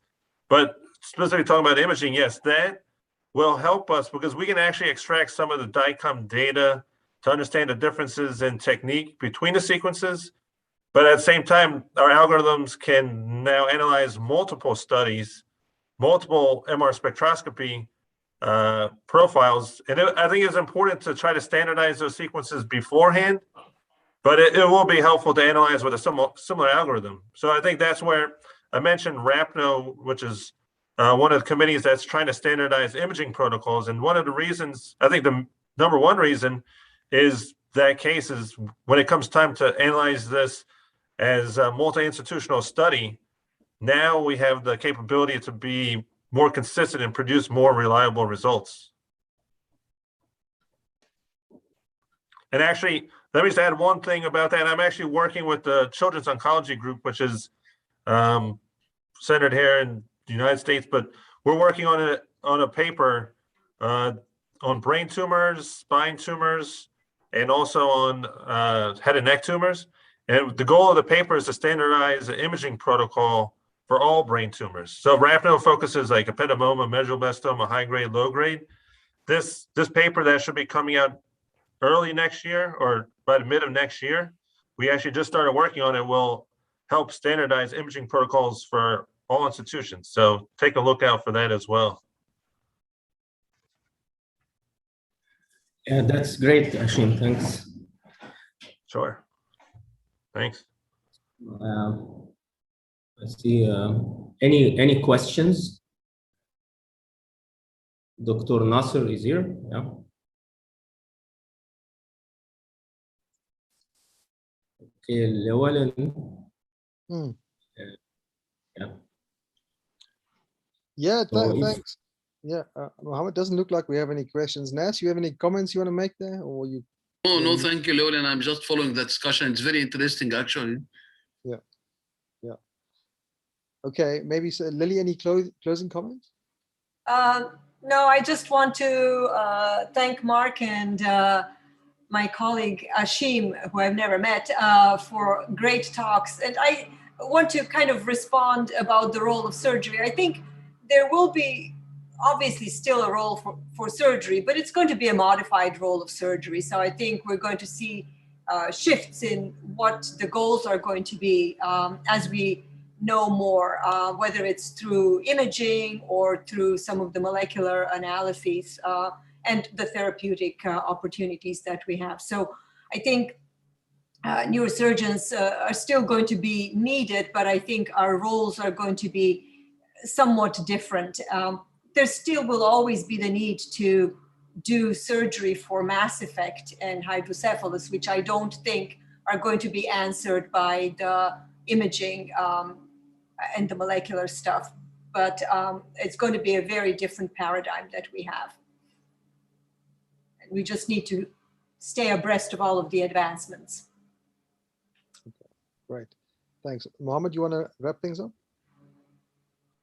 Yeah, I would like first to thank, of course, John Bennett for this broadcasting and nice arrangements. And thank to all the speakers, Ashim for a nice presentation, and of course, Lily Gounarova for wrapping up all the protocol for pineal tumor, and Mark Kieran for the advancement in the biology of the brain tumors, which we are hoping that will keep us in work in business, not to stop operating. And I'd like to thank Professor Moody Qureshi, the president of the CAANS, and Professor Nasser Al-Ghamdour, the secretary of the CAANS and the president of the ESNS, for the support of this webinar series. And of course, my friend and dear colleague, Llewellyn, who is helping a lot and making this happen. So we are doing these webinars every second Tuesday, every month. And we hope that we are advancing or helping in the advancement of this pediatric neurosurgery in the African continent. Thanks to everyone. And Llewellyn, if you want to add something. No, thanks, Mo. Again, just a thank you to John for all the work in sort of putting together and spreading the word. Thanks so much, John. Yeah, you know, great online pediatric neurosurgery education. And let me just show you what's coming up this week, which includes, okay, this is basically, there's a Jordan Neurosurgery Grand Rounds. He's going to talk about spinal, Dr. Ibrahim Sabeya, a big Middle East educator. He's going to talk about that topic. And we have one in Spanish on Thursday. And Friday, a big name, Pascal Jabbour from Philadelphia, is going to give his presentation on Friday with Juha Pernisniemi. Perhaps Nasser wants to say a word about his conference on Friday. Yes, John, this is important event. It's a World Federation of Neurosurgical Societies event. And I think we have very good registrants until now, and 3 slots are remaining. This is about neurotraumatology. And we have 5 eminent speakers from different continents. We are doing this webinar in collaboration with the Neurotraumatology Committee of the World Federation of Neurosurgical Societies, and myself as second vice president of the World Federation of Neurosurgical Societies, and CAANS and the Egyptian Society as well. All of you are invited. Thank you. We will be able to see that on Neurosurgical TV. Also on Saturday is a neuroendoscopy conference from India and Neurosurgical Super Sunday with various topics. So thanks, everybody, and you can hang around and network. Thank you very much. John. Thank you, John, very much. See you in 2 weeks. Thank you, Muhammad. Thank you, Lowell, and thank you, Moody. Thank you, Lee.